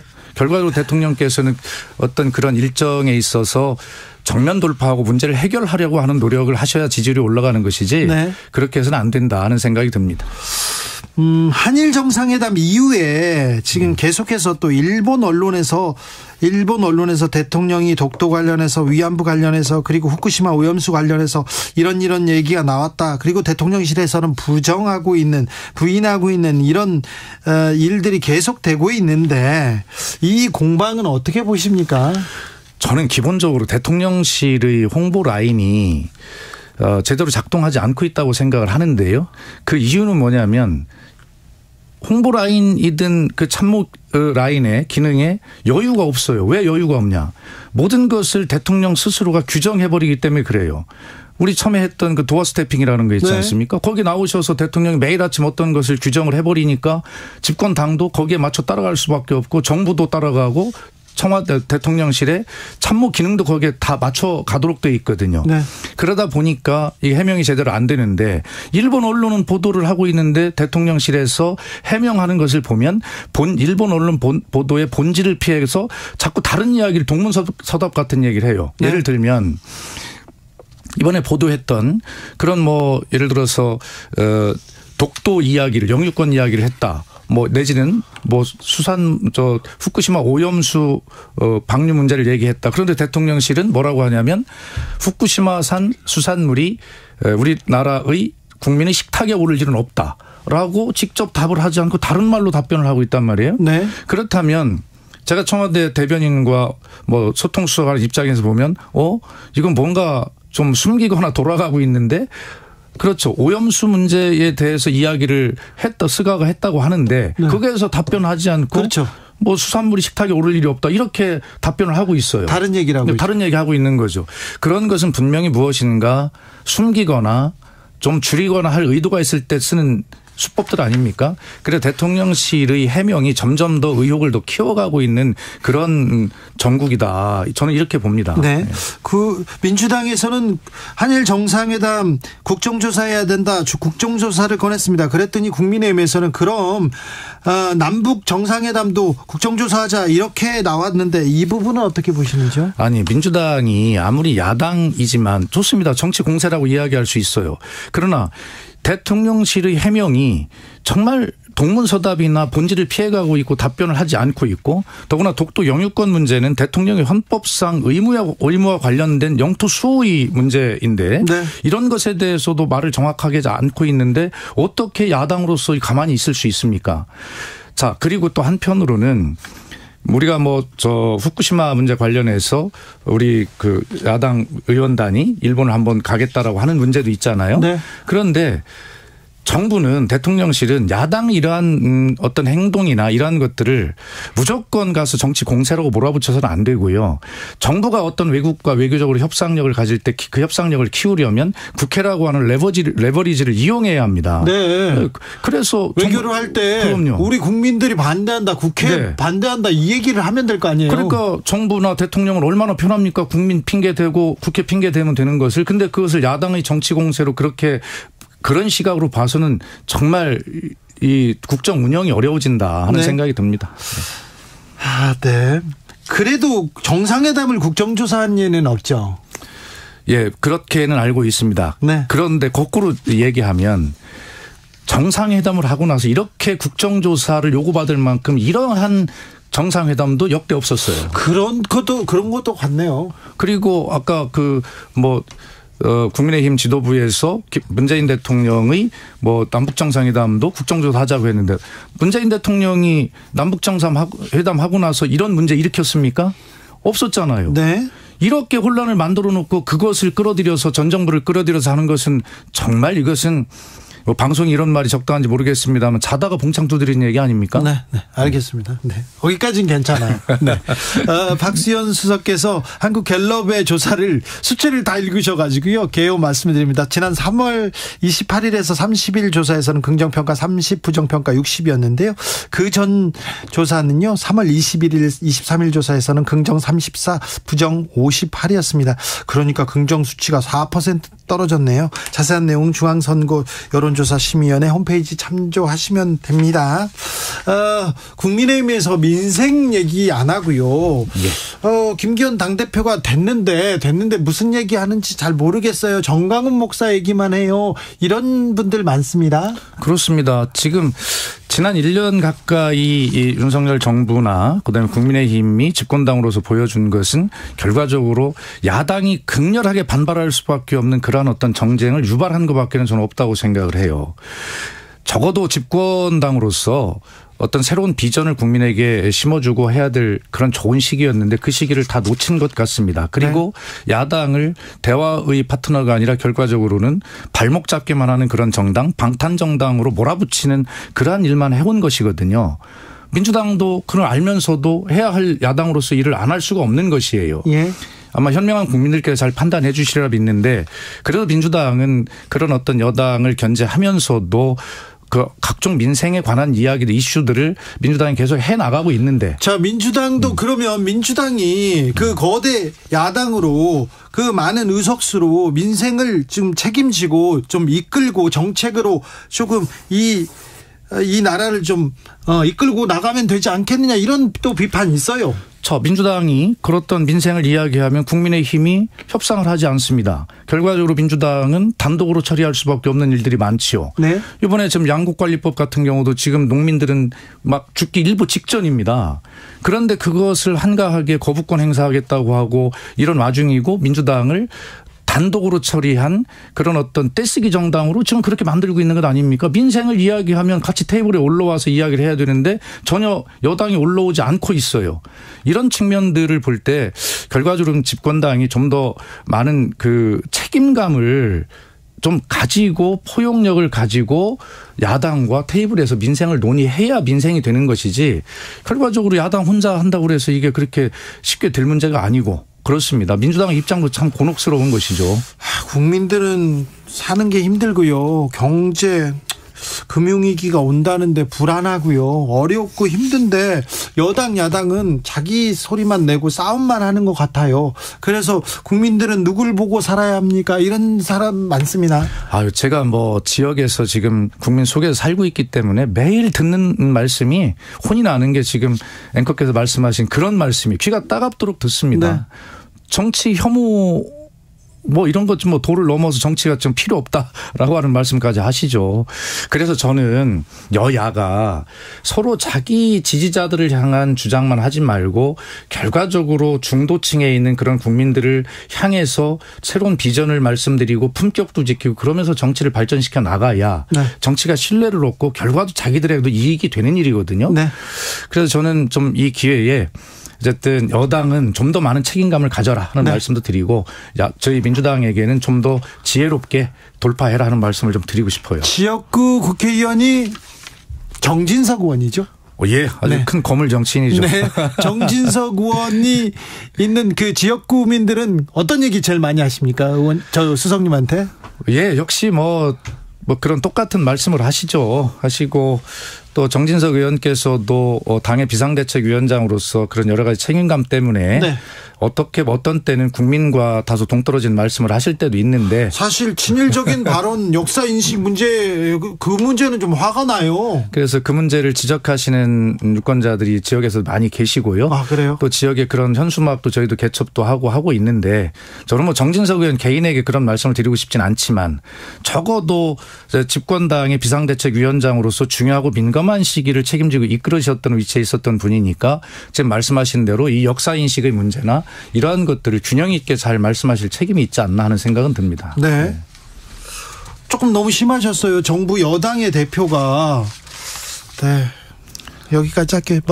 제가 거기에 대해서 동의하면 네. 정치적인 발언이 될 것 같습니다. 알겠습니다. 3651님께서 점잖은 대감 같으신 수석님 화가 많이 나셨네요. 수석님 참으세요 얘기하는데 박수현 전 청와대 국민소통수석이었습니다. 감사합니다. 감사합니다. 정치 피로, 사건 사고로 인한 피로, 고달픈 일상에서 오는 피로. 오늘 시사하셨습니까? 경험해보세요. 들은 날과 안 들은 날의 차이. 여러분의 피로를 날려줄 저녁 한 끼 시사 추진우 라이브.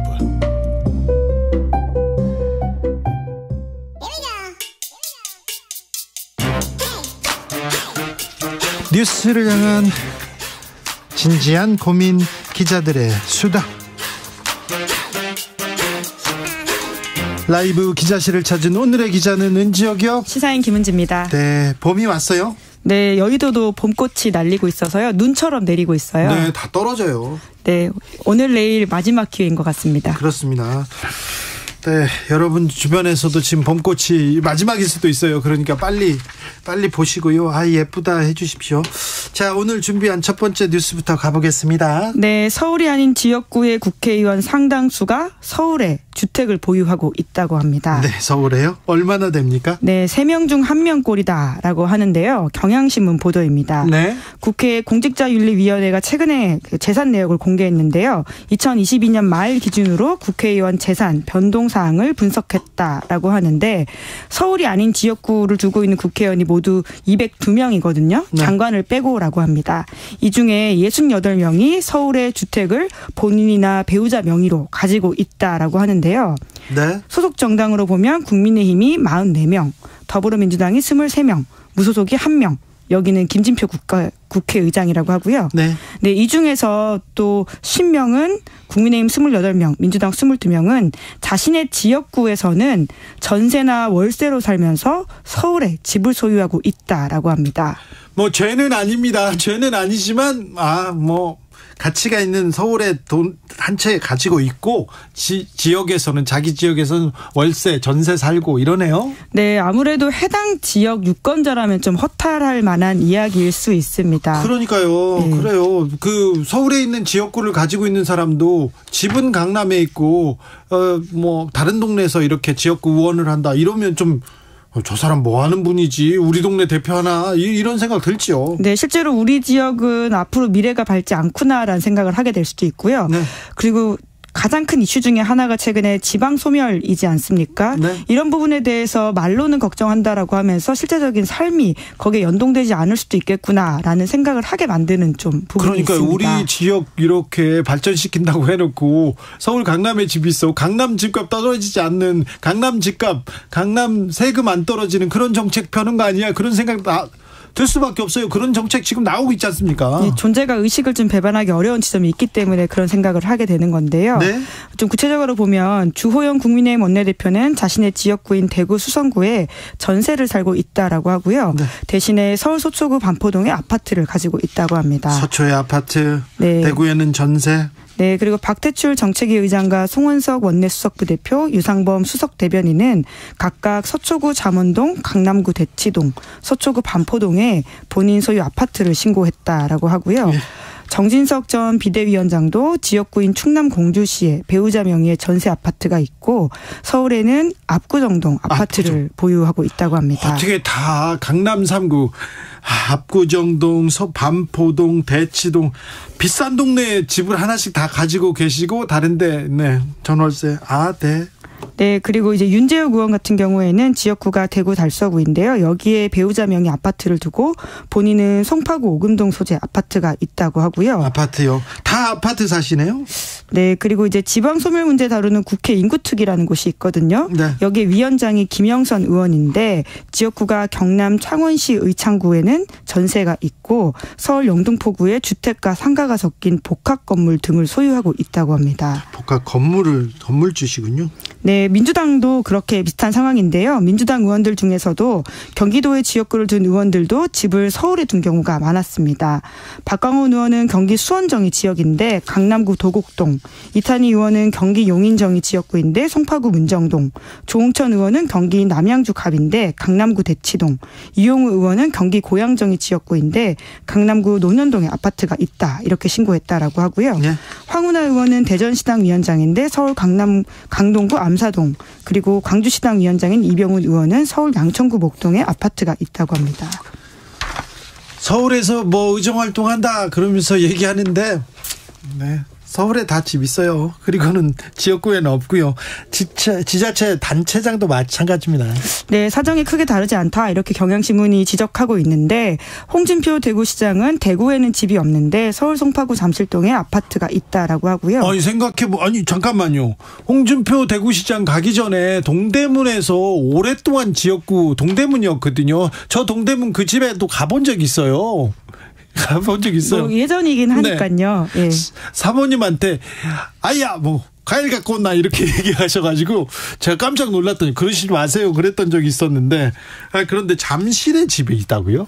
네, 지금은 그렇다라고 합니다. 네. 그리고 김진태 강원도지사도 강원도엔 집이 없고요. 서울 강남구 대치동에 아파트가 있다라고 합니다. 네. 그리고 김동연 경기도지사도 서울 강남구 도곡동 아파트가 있다라고 하는데 말씀처럼 이제 모두가 거주 이전의 자유가 있고 경제적 능력이 있으면 소유할 수는 있는데 특히나 지역의 정치 경제를 책임지고 있는 시도지사들이 정작 자기 지역에 집이 없고 이제 서울에 집이 있다 이런 것들이 좀 주는 시그널이 좀 좋진 않아 보입니다. 네, 제가 지역 국민이라면 이건 좀 그렇다 그렇게 생각될 거예요.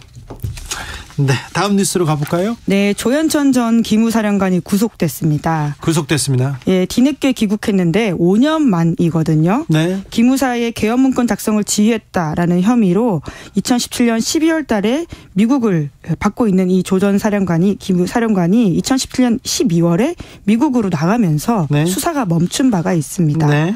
그리고는 지난 3월 29일 돌연 귀국을 했습니다.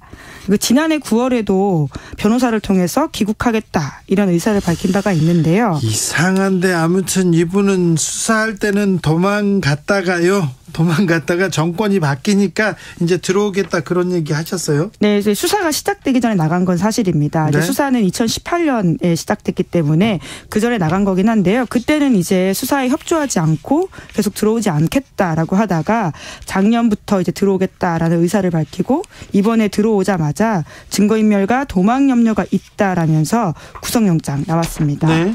이 혐의들을 보면 굉장히 많은데요. 2016년 자유총연맹 회장 선거와 관련해서 부하들에게 보고서를 작성하도록 한 혐의. 군에 있을 때 그렇게 했다라는 것이고요. 뿐만 아니라 2016년에 기무사 요원들을 동원해서 박근혜 전 대통령을 지지하는 집회를 열고 칼럼 광고를 게재한 혐의도 있습니다. 군인이 정치에 관여하면 안 되지 않습니까? 이거 개입했어요. 뛰었어요. 네, 불과 2016년에 있었던 일이다라고 보시면 되는데 그리고 가장 핵심은 이제 계엄령 검토 문건인데요. 그 계엄령 검토 문건이 사회가 혼란스러우면 군인들이 나서서 정리해야 되는 거 아니냐 이렇게 그냥 생각하시면 안 됩니다. 그런 게 아니라요. 내용이 무시무시합니다. 네, 자세히 보면 좀 놀랄 만한 것들이 이게 과연 2017년에 쓰일 만한 것이냐라는 생각이 듭니다. 기무사가 쓴 것인데요. 2017년 2월에서 3월 8쪽 분량의 전시개헌 및 합수 업무 수행 방안 그리고 여기에 딸린 67쪽짜리 세부 자료가 있는데요. 그 당시가 박근혜 대통령 탄핵을 앞두고 촛불이 전국에서 이렇게 일어났을 때입니다. 그때 그 당시였는데 탄핵이 되면 이렇게 하자 이런 문건이죠? 네, 그렇습니다. 탄핵 선고 이후 전망과 관련된 상황이 서술되어 있는데 대규모 시위대의 청와대 헌법재판소 진입 및 점거 시도, 화염병 투척 등 과격 양상이 심화됐을 경우에 이것들을 어떻게 하겠다라고 하는 것인데요. 굉장히 구체적입니다. 중요시설과 광화문 여의도 등 집회 예상 지역 2곳에 기계화 사단 6개, 기갑 여단 2개, 특전사 6개 이상 등을 병력 배치하겠다라는 계획도 있고요. 탱크와 장갑차 이게 수백 대가 지금 동원되는 거예요. 네, 게다가 언론 보도를 통제하고 국회 계엄 해제 시도를 무력화하는 방안도 구체적으로 그 문건에 담겨져 있습니다. 네. 그때 시사인도 이 문건 전체를 좀 공개해가지고 사람들한테 이해를 도왔었는데 이거 진짜 직접 보시면 좀 감이 오실 텐데 좀 놀라운 일입니다. 네. 이게 1960년대 군사정부가 아니라 2017년에 군에 의해서 쓰여진 공식 문건이다 이렇게 보시면 됩니다. 친위 쿠데타라는 얘기가 나오기도 했어요. 그러니까 군인들이 이렇게 위수령, 계엄령 선포해서 다시 그때는 휴대전화를 쓰면 안 된다. 언론사 폐업시켜야 된다. 이거 국제적으로 인권단체나 외국에서 압박받을 수 있으니까 외교전에 나서야 된다. 그런 얘기까지 다 했었다니까요. 예, 이제 물론 의혹일 수 있기 때문에요. 그렇기 때문에 더욱더 철저한 수사가 이루어져야 되는데 문제는 그 당시에 핵심 인물이었던 조현천 전 사령관이 한국에 없었고 수사에 협조하지 않아서 이 부분이 의혹으로만 남고 끝났습니다. 그런데 이번에 이 의혹들을 좀 해소할 수 있는 단초가 마련됐다라고 볼 수 있는데요. 하지만 말씀하신 것처럼 이 5년 동안 멈춰있던 사건이 정권이 바뀌면서 오히려 굉장히 사건 프레임이 바뀔 수도 있다라는 우려가 나오고 있는데요. 국민의힘에서는 국가안보문란 실태조사 TF라고 해서 오히려 이 문건과 관련해서 문재인 정부의 송영무 전 국방부 장관, 이석구 전 기무사령관, 임태훈 군인권센터 소장 이런 분들을 검찰에 고발했습니다. 네. 그러니까 이게 단순 검토 보고서여서 불법성이 없는데 그걸 알고도 기무사가 내려놓은 꾸민 것처럼 오히려 문재인 정부 인사들이 주장했다라는 식의 고발 내용입니다. 네, 검찰 수사가 이쪽으로 틀면 어떻게 하나 이렇게 생각하는 사람도 있어요. 네, 이제 그러다 보니까 수사를 좀 더 좀 잘 지켜보고 꼼꼼하게 봐야 되겠다라는 생각이 듭니다. 자, 마지막으로 만나볼 뉴스는요. 네, 중국과 일본의 외교부 장관이 만났습니다. 네. 후쿠시마 오염수 문제를 놓고 신경전 벌였다 이런 보도가 나오고 있는데요. 그런데요. 예, 여길 살고 있는 사람들한테는 가장 뜨거운 현안이기 때문에 네. 우리만이 아니라 중국과 일본의 외교부 장관이 만나서도 이 논의가 이뤄졌다라고 하는 것이 핵심이라고 할 수 있습니다. 그래요. 요새 중국과 일본 잘 안 만나는데 오랜만에 만났네요. 네, 그렇습니다. 일본 외무상의 중국 방문은 3년 4개월 만이라고 하는데요. 특히나 기시다 내각이 출범한 이후로는 양국의 외교장관이 대면으로 만난 건 처음이라고 합니다. 그런데 만나자마자 방사능 오염수 얘기했다고요? 이 문제 얘기해야죠. 네, 당연히 중요한 문제이기 때문에 이제 중국의 외교부 장관으로서는 해야 될 이야기로 보이는데요. 하지만 이에 대해서 일본의 외교부 장관은 오염수 방류 계획의 안전성을 설명하고 중국 측 반발이 과학적 근거에 기반하지 않았다 이렇게 항의했다라고 합니다. 네. 그리고는 거꾸로 이제 일본 쪽에서도 다룰 이야기가 있어서 그에 대한 이야기를 했다라고 하는데요. 특히나 영토 분쟁이 중일 사이에서 꽤 크게 있고요. 그리고는 러시아 우크라이나 전쟁 그리고 홍콩과 신장 위구르 자치구 인권 문제에 대해서도 일본이 중국에 대해서 문제 제기했다라고 합니다. 아, 그래요? 네. 그리고 가장 중요한 지금 왜 갔냐라는 핵심 부분에 있어서는요. 지금 중국의 방첩법 위반 혐의로 구속된 일본 사람이 있습니다. 네. 일본 제약회사 직원이 있는데 이 사람 빨리 좀 이제 조기 석방해달라. 또 다른 구속된 일본인도 석방해달라. 이런 요구가 핵심이었다라고 합니다. 네. 이제 그러다 보니까 갑작스럽게 좀 만났다라고 할 수 있는데 최근에 일본이 더욱더 이제 인태 전략을 강조함으로써 미국과 발을 맞추고 있지 않습니까? 네.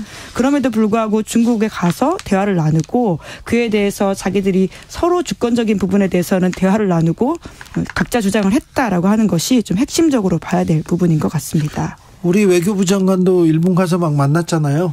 네, 이런 이야기를 이제 했다라는 부분들이 중요한 것 같은데요. 네. 예, 더욱더 그런 보도가 좀 나오길 바랍니다. 알겠어요.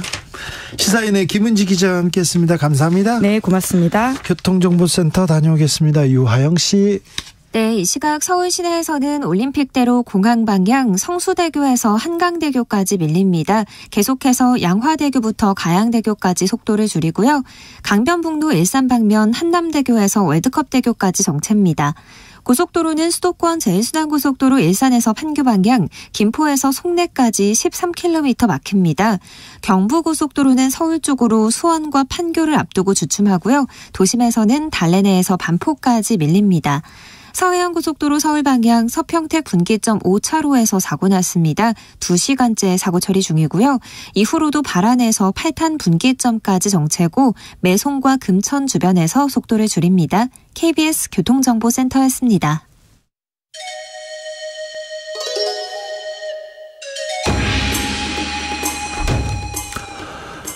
빛보다 빠르게 슉슉 바람보다 가볍게 슉슉 경제 공부 술술 경제를 알아야 인생의 고수가 된다. 경공술. 경공술 오늘 주진우 라이브의 경제 선생님은 이영주 연금박사 상담센터 대표입니다. 어서 오십시오. 안녕하십니까, 이영주입니다. 네. 네. 반갑습니다. 이 자리에 아침에만 앉다가 네. 저녁에도 앉으니까 굉장히 좋네요. 아, 그렇습니까? 네. 주진우 라이브가 따뜻합니다. 아, 좋습니다. 그런데요, 정부가 퇴직연금 개혁한다는 소식 전해주는데요. 네. 네. 어떻게 되는 겁니까? 이 퇴직연금은 뭐지요? 또 저는 잘 몰라서요. 직장인들은 다 이제 퇴직금을 가지고 있잖아요. 네, 저는 퇴직금 받아가지고 이제 없어요. 아, 그러셨어요? 네. 네. 네. 또 다시 셀프로 퇴직금 하시면 되는 거니까. 그래요? 네.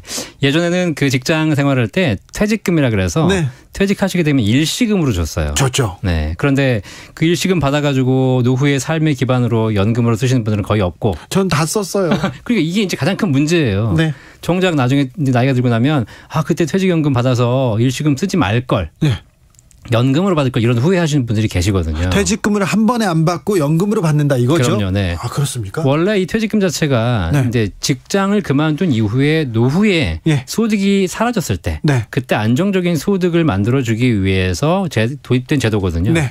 근데 그걸 중간에 다 써버렸으니 네. 문제가 되는 거죠. 그래서 이제 국가에서 이걸 그러지 말고 네. 연금으로 받았을 수 있도록 좀 해보자라고 한 게 퇴직연금 제도가 이미 도입된 지가 벌써 한 20년 가까이 됐습니다. 아, 20년이나 됐어요? 네. 이런 제도가 지금 있습니까? 아, 그럼요. 지금 일반 직장인들은 전부 다 퇴직금을 가입하고 있는데 네. 이걸 이제 과거에는 그냥 일시금 탔지만 이제는 네. 이걸 연금으로 받을 수 있도록 더 권유하고 있죠. 아, 그렇습니까? 네. 네. 근데 개혁한다는데 대폭 개혁한다는데 네. 대폭 개혁한다. 달라지는 점이 뭡니까? 이거 대폭 개혁, 대폭 깎는다 이렇게 들리는데요.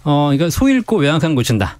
이렇게 그래요? 보시면 되겠습니다. 사실 네. 이게 왜냐하면 퇴직금 제도가 이제 퇴직연금 제도로 도입하면서 원래는 연금으로 받아라 그랬는데 지금 우리 주 기자님처럼 네. 중간에 뺐을 수 있게 만들었고 예. 퇴직하고 나서 내가 그걸 또 연금 나이가 되기 전까지 다 써버렸잖아요.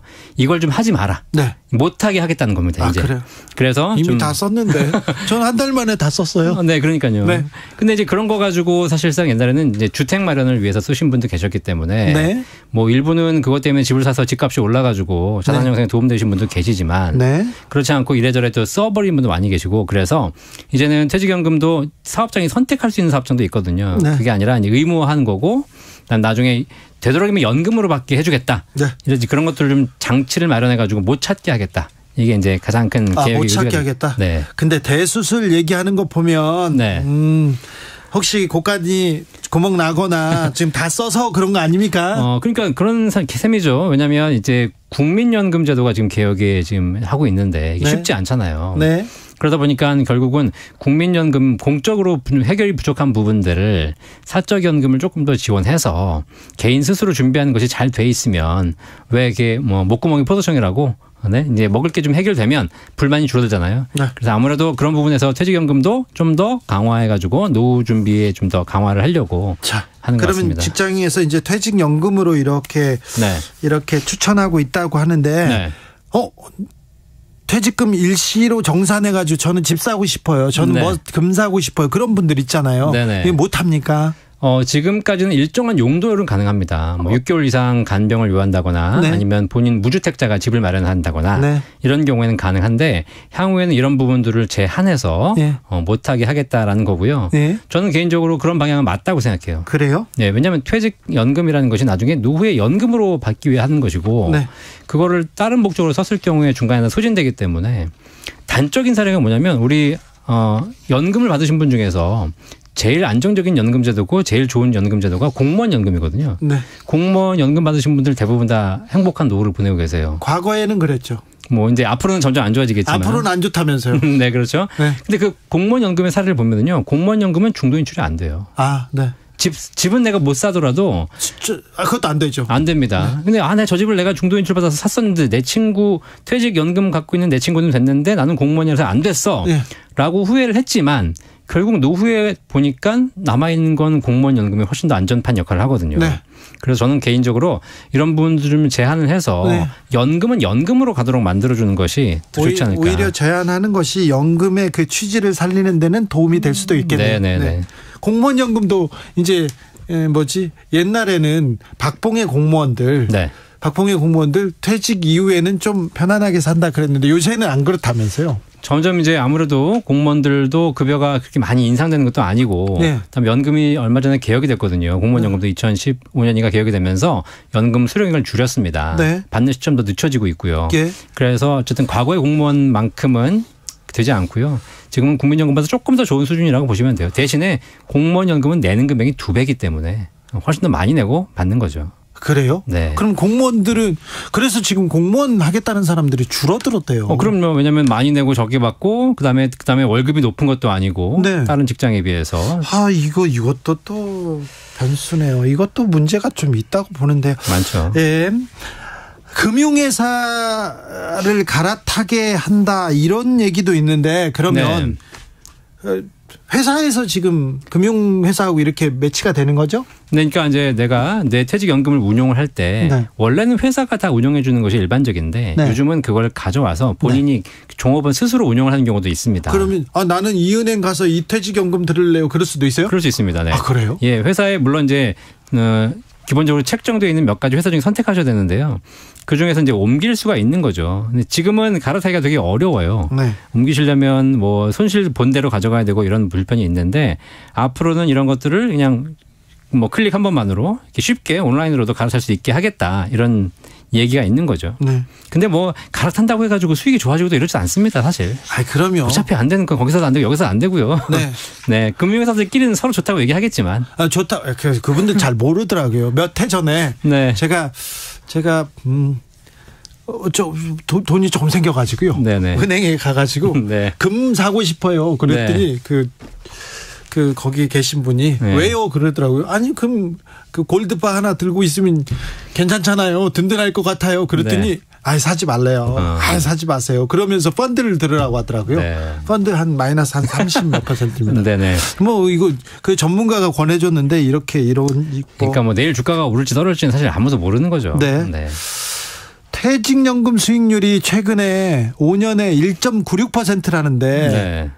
이러면 퇴직연금에 뭐하러 넣습니까? 수익률이 너무 낮은 거 아니에요? 사실 이것도 이제 기사가 이렇게 나오는 것일 뿐인 거고요. 네. 사실 퇴직연금 수익률이 굉장히 높습니다. 그래요? 네. 왜냐하면 퇴직연금이 두 가지가 있는데 DB형이고 DC형이거든요. DC형이요? DB형이라는 건 뭐냐면 네. 옛날 퇴직금제도하고 똑같은 거예요. 네. 그러니까 내가 운영하는 게 아니고 퇴직 직전 3개월 평균 급여 곱하기 근속연수를 받는 게 DB형이에요. 네. 그러니까 운영에 대한 고민은 사장님이 하시는 겁니다. 그 부분은. 그리고 우리나라 퇴직금의 절반 이상이 다 DB형이기 때문에 이런 경우에는 내가 승진만 잘하면 퇴직금이 많아지고요. 반면에 내가 직접 운영해야 되는 DC형이라든가 이런 퇴직금 운용 수익률은 낮거든요. 근데 그렇다 하더라도 사실상 지금 말씀하신 대로 퇴직연금 수익률 낮다고 해서 펀드 했더니 손실 보고 있잖아요. 아, 그렇죠. 이건 네.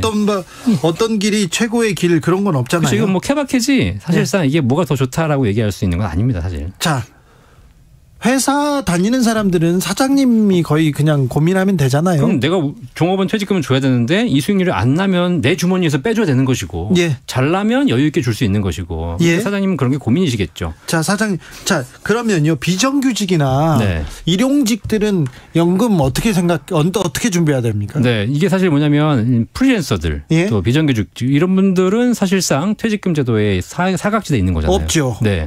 이분들은 특히 자영업자들. 저도 마찬가지 자영업자거든요. 네, 저도 일용직입니다. 네, 이런 분들은 사실상 스스로 셀프 퇴직금을 준비하셔야죠. 지금 해야죠. 네, 그럼요. 이게 이제 그래서 뭐 국민연금은 당연히 의무적으로 내셔야 되는 거니까 내고 있는 거고, 다만 셀프 퇴직금이라고 해가지고 뭐 노란우산 공제 같은 상품도 있고요.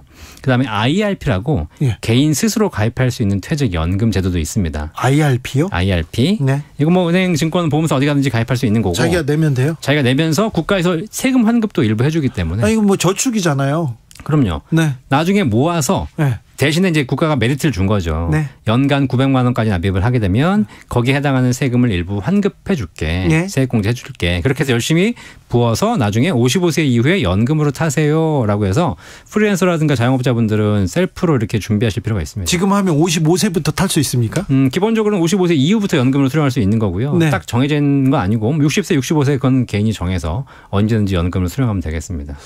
수령 시점을 언제로 잡는 게 좋습니까? 그거는 본인이 필요할 때. 네, 제가 필요할 때요? 네. 저는 항상 필요합니다. 네. 근데 이제 일찍 타시게 되면 그만큼 빨리 소진될 거 아닙니까? 아, 그런가요? 네. 100세 시대. 계속 나오진 않아요? 아, 그렇죠. 평생 받으시려면 종신연금으로 가야 되는데 종신연금은 아무래도 보험사가 평생 지급을 해야 되는 의무가 있기 때문에 한 번 받는 금액이 떨어질 수밖에 없어요. 예. 대신에 이제 내가 나눠받겠다 그랬을 경우에 뭐 10년 나눠받겠다, 20년 나눠받겠다 선택할 수 있는데 가능한 늦게 시작할수록 더 많이 받겠죠. 자, 연금 박사님이니까 물어볼게요. 연금 수령 시점을 이렇게 늦출 경우요. 늦추는 게 낫다고 했는데 은퇴 시점에서 또 수령 시점까지 공백기가 생기잖아요. 이때는 알아서 써야 됩니까? 이때는 일해야죠. 일해야 됩니까? 네, 그럼요. 뭐 내가 55세에 퇴직했는데 65세 국민연금 나온다. 10년간 일해야죠. 내 인생의 가장 젊은 시간이잖아요. 그 시간부터 연금을 타겠다고 생각하는 순간 나는 결국은 더 빠른 시점 내에 연금이 소진돼 버려요. 그러면 차라리 내가 55세는 연금이 없어도 일하며 살 수 있지만 85세, 90세 돈이 없으면 그냥 노인 빈곤으로 가는 거예요. 근데 우리나라가 그런 부분에 대한 준비가 안 돼 있기 때문에 은퇴 절벽이라고 되는 거예요. 노인 빈곤율도 높고요. 그러니까요. 그럼 노인 빈곤이 안 되려면 최대한 연금 개시 시점을 늦춰야지. 오히려 더 많은 자산을 모을 수가 있다는 거죠. 근데 이제 보통 퇴직을 55세, 60세 하시고 나서 은퇴 절벽이라고 해가지고 그 5년 동안을 자꾸 있는 자산을 까먹으려고 하다 보니까 안 그래도 없는 노후 자산이 더 줄어들게 되는 겁니다. 네. 3층 연금, 3중 연금 이런 얘기 나오던데 네. 이건 또 무슨 얘기입니까? 그러니까 우리 사회가 노후가 이제 본격화되면서 연금 제도들이 여러 가지가 있는데요. 네. 세 가지 연금 체계가 있습니다. 공적연금, 그다음에 퇴직연금, 개인연금. 네. 그래서 공적연금은 국가가 준비해주는 국민연금, 공무원연금, 뭐 기초연금 이런 제도를 얘기하는 거고, 예. 그다음에 퇴직연금은 지금 오늘 얘기하듯이 기업과 같이 종업원이 같이 준비하는 거, 그다음 마지막 개인연금은 개인 스스로 준비하는 것. 예. 요 세 가지를 같이 조화롭게 준비를 해야 노후에 좀 알찬 노후를 준비할 수 있겠죠. 국민연금은 그래도 뭐 국가가 알아서 하겠죠. 고갈된다 얘기해도 그래도 뭐 할 거예요. 회사에서 퇴직금 그건 모르고 개인연금 은행에 가서 네. 개인연금 하고 싶어요 이렇게 하면 이렇게 상담해 줍니까? 뭐 은행에서 하실 수도 있고요. 뭐 저도 지금 상담 센터를 운영하고 있기 때문에 네. 우리나라에서 연금에 대한 종합적인 상담을 할 수 있는 게 그렇게 많진 않아요. 그래요? 예. 그래서 이제 각자 여러분이 찾아가실 때에 해당하는 은행 같은 경우는 은행 관련된 상품들, 또 증권사는 투자 상품들 이렇게 물어보셔도 되는 것이고, 외국 같은 경우는 국민연금 그러니까 국가연금만 가지고 이렇게 생활하는 분들 많습니다. 그래서 네. 은퇴하고도 편안하게 사는 분들 많은데 네. 우리는 국민연금만으로 노후 준비하겠다. 이거는 조금 불안한데요. 이런 네. 분들한테는 어떤 조언 해주시겠습니까? 외국이 그 공적연금으로 생활이 가능한 이유는 공적연금을 젊을 때부터 끊임없이 내서. 잘 준비해왔기 때문입니다. 네. 우리나라도 국민연금을 88년부터 30년간 꾸준하게 고점으로 부어오신 분들은요. 네. 한 달에 150에서 200을 받아요. 맞벌이하면 곱하기 2하면 400이에요. 예. 공적연금으로 모든 게 해결이 돼요. 아 그래요? 예. 근데 우리가 부족한 이유는 뭐냐면 이제 이거는 특수한 예일 뿐이고 일반적으로 공적연금을 준비해 보신 분들이 초반부터 안 하셨거나 늦게 준비했거나 금액을 낮게 준비하셨기 때문에 그런 거거든요. 사실 우리나라가 연금이 부족한 이유는 연금 체계가 문제가 있는 것보다는 연금에 대한 개념이 아직 안 서 있기 때문이에요. 집 한 채 사겠다, 주식해가지고 코인해가지고 돈 벌겠다 이런 생각은 많이 하고 있지만 젊을 때부터 내가 소득의 일정 부분을 모아서 노후에 연금으로 마련하겠다는 선진국에서는 누구나 하고 있는 이 시스템에 우리나라 사람들은 아직 그 철학이 안 잡혀 있기 때문에 준비가 부족한 외국 사람들은 나 너무 세금이 많아 연금 너무 많이 내 이렇게 불만은 하더라도 불만이 그럼요. 있더라도 나중에 네. 받는 거군요. 그런 게 노후에 받는 걸 보이기 때문에 지금 내는 것에 대한 불만이 적은 거죠. 아니 저는 국민연금 열심히 냈는데 회사 네. 다니면서도 열심히 냈는데 네. 아무튼 지금 국민연금 이제 앞으로 받으시게 될 지금 현재 받으시는 분들은 사실 어떻게 보면 국민연금의 수혜자입니다. 그렇죠. 지금 받는 분들은 네. 그렇죠. 근데 제도가 너무 잘 돼 있어서 그래요. 그래요? 예. 그러다 보니까 이제 기금이 고갈되기 시작하는 거고 네. 후세대에게 좀 부담이 가는 거죠. 생활비 쓰기도 좀 부족하다. 당장 쓸 돈도 없는데 무슨 연금이냐 이렇게 생각하시는 분들 많습니다. 아주 많습니다. 네네. 자 이런 분들을 위해서 네. 조언하실 얘기는요? 물론 정말 어려우신 분들은 국가가 기본적인 사회 제도로 보장해 주는 게 맞지만 네. 어쨌든 젊을 때부터 꾸준하게 노후에 대한 준비를 같이 병행해 가는 것이 선진국의 시스템이다. 네. 그걸 우리 사회가 같이 해 나가야 될 일인 것 같아요. 네. 주택연금도 있습니까? 네, 집담보로 연금 받는 거. 집을 담보로? 네. 그건 어떤 거예요? 그러면 평생 내가 연금 준비 안 해왔고 가지고 있는 건 집 한 채밖에 없다. 네. 그러면 우리나라에서 주택금융공사 가셔가지고 네. 주택연금을 달라 그러면 이 집을 담보로 잡습니다. 네. 그래가지고 대출을 해주는 거예요. 네. 근데 그 대출을 연금처럼 꼬박꼬박 주는 것. 이건 대출이네요. 대출입니다. 대신에 돌아가시는 그날까지 평생 지급을 하고 설령 집값 이상으로 연금 받아간다 하더라도 그 이상의 금액을 국가가 보증해 주는 상품. 그래요? 네. 이게 좀 상담해 볼 만한 건가요? 네, 사실 지금 70대 이신 분들은 집 한 채밖에 없다. 그러면 그냥 꼭 필요하신 상품인데 네. 주택연금 가입의 최대 적이 자녀예요. 그래요? 저 집이 나한테 와야 되는데 아버지가 연금 쓰고 가신대. 네. 그래서 자식들이 반대한다는 사실이에요. 그래요? 네. 그러면 이거 주택연금에 대해서 집 한 채 있는데 소득이 변변치 않다. 이분들은 주택연금 상담해 봐야 되겠네요. 반드시. 좋네요. 네. 집값이 많이 떨어져도 괜찮습니까? 현재 가입 당시의 집값 기준으로 연금액 책정하기 때문에 가능한 집값이 올랐을 때 가입하시는 게 좀 더 유리하겠죠. 그렇습니까? 네. 마지막으로 연금의 중요성에 대해서 한마디 해 주십시오. 연금은 밥이다. 밥입니까? 네. 밥이 좋으세요? 반찬이 좋으세요?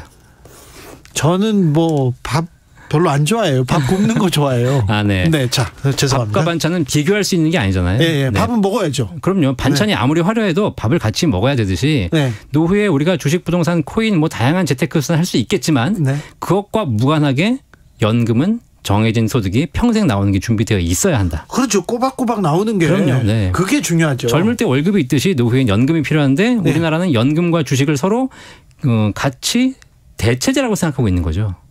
그렇죠. 네, 주식 아니면 연금 하지 말고 주식하지. 이게 알겠습니다. 아니죠. 이게 아니라는 겁니다. 네, 알겠습니다. 밥이다. 네, 연금에 대해서는 고민하지 못했는데 생각해봐야 되겠네요. 깊게 한번 나중에 생각해 보시고 또 불러주십시오. 소득, 소비, 연금에 대해서 고민해야 되겠습니다. 알겠습니다. 경공술 이영주 연금박사 상담센터 대표와 함께했습니다. 이름을 연금박사 상담센터 이렇게 지어놓으니까 연금박사라고 부를 수밖에 없네요. 그럼요. 네, 감사합니다. 감사합니다. 인피니트 플로우의 연금술사 들으면서 여기서 저는 인사드리겠습니다. 저는 내일 오후 5시 5분에 돌아오겠습니다. 지금까지 주진우였습니다.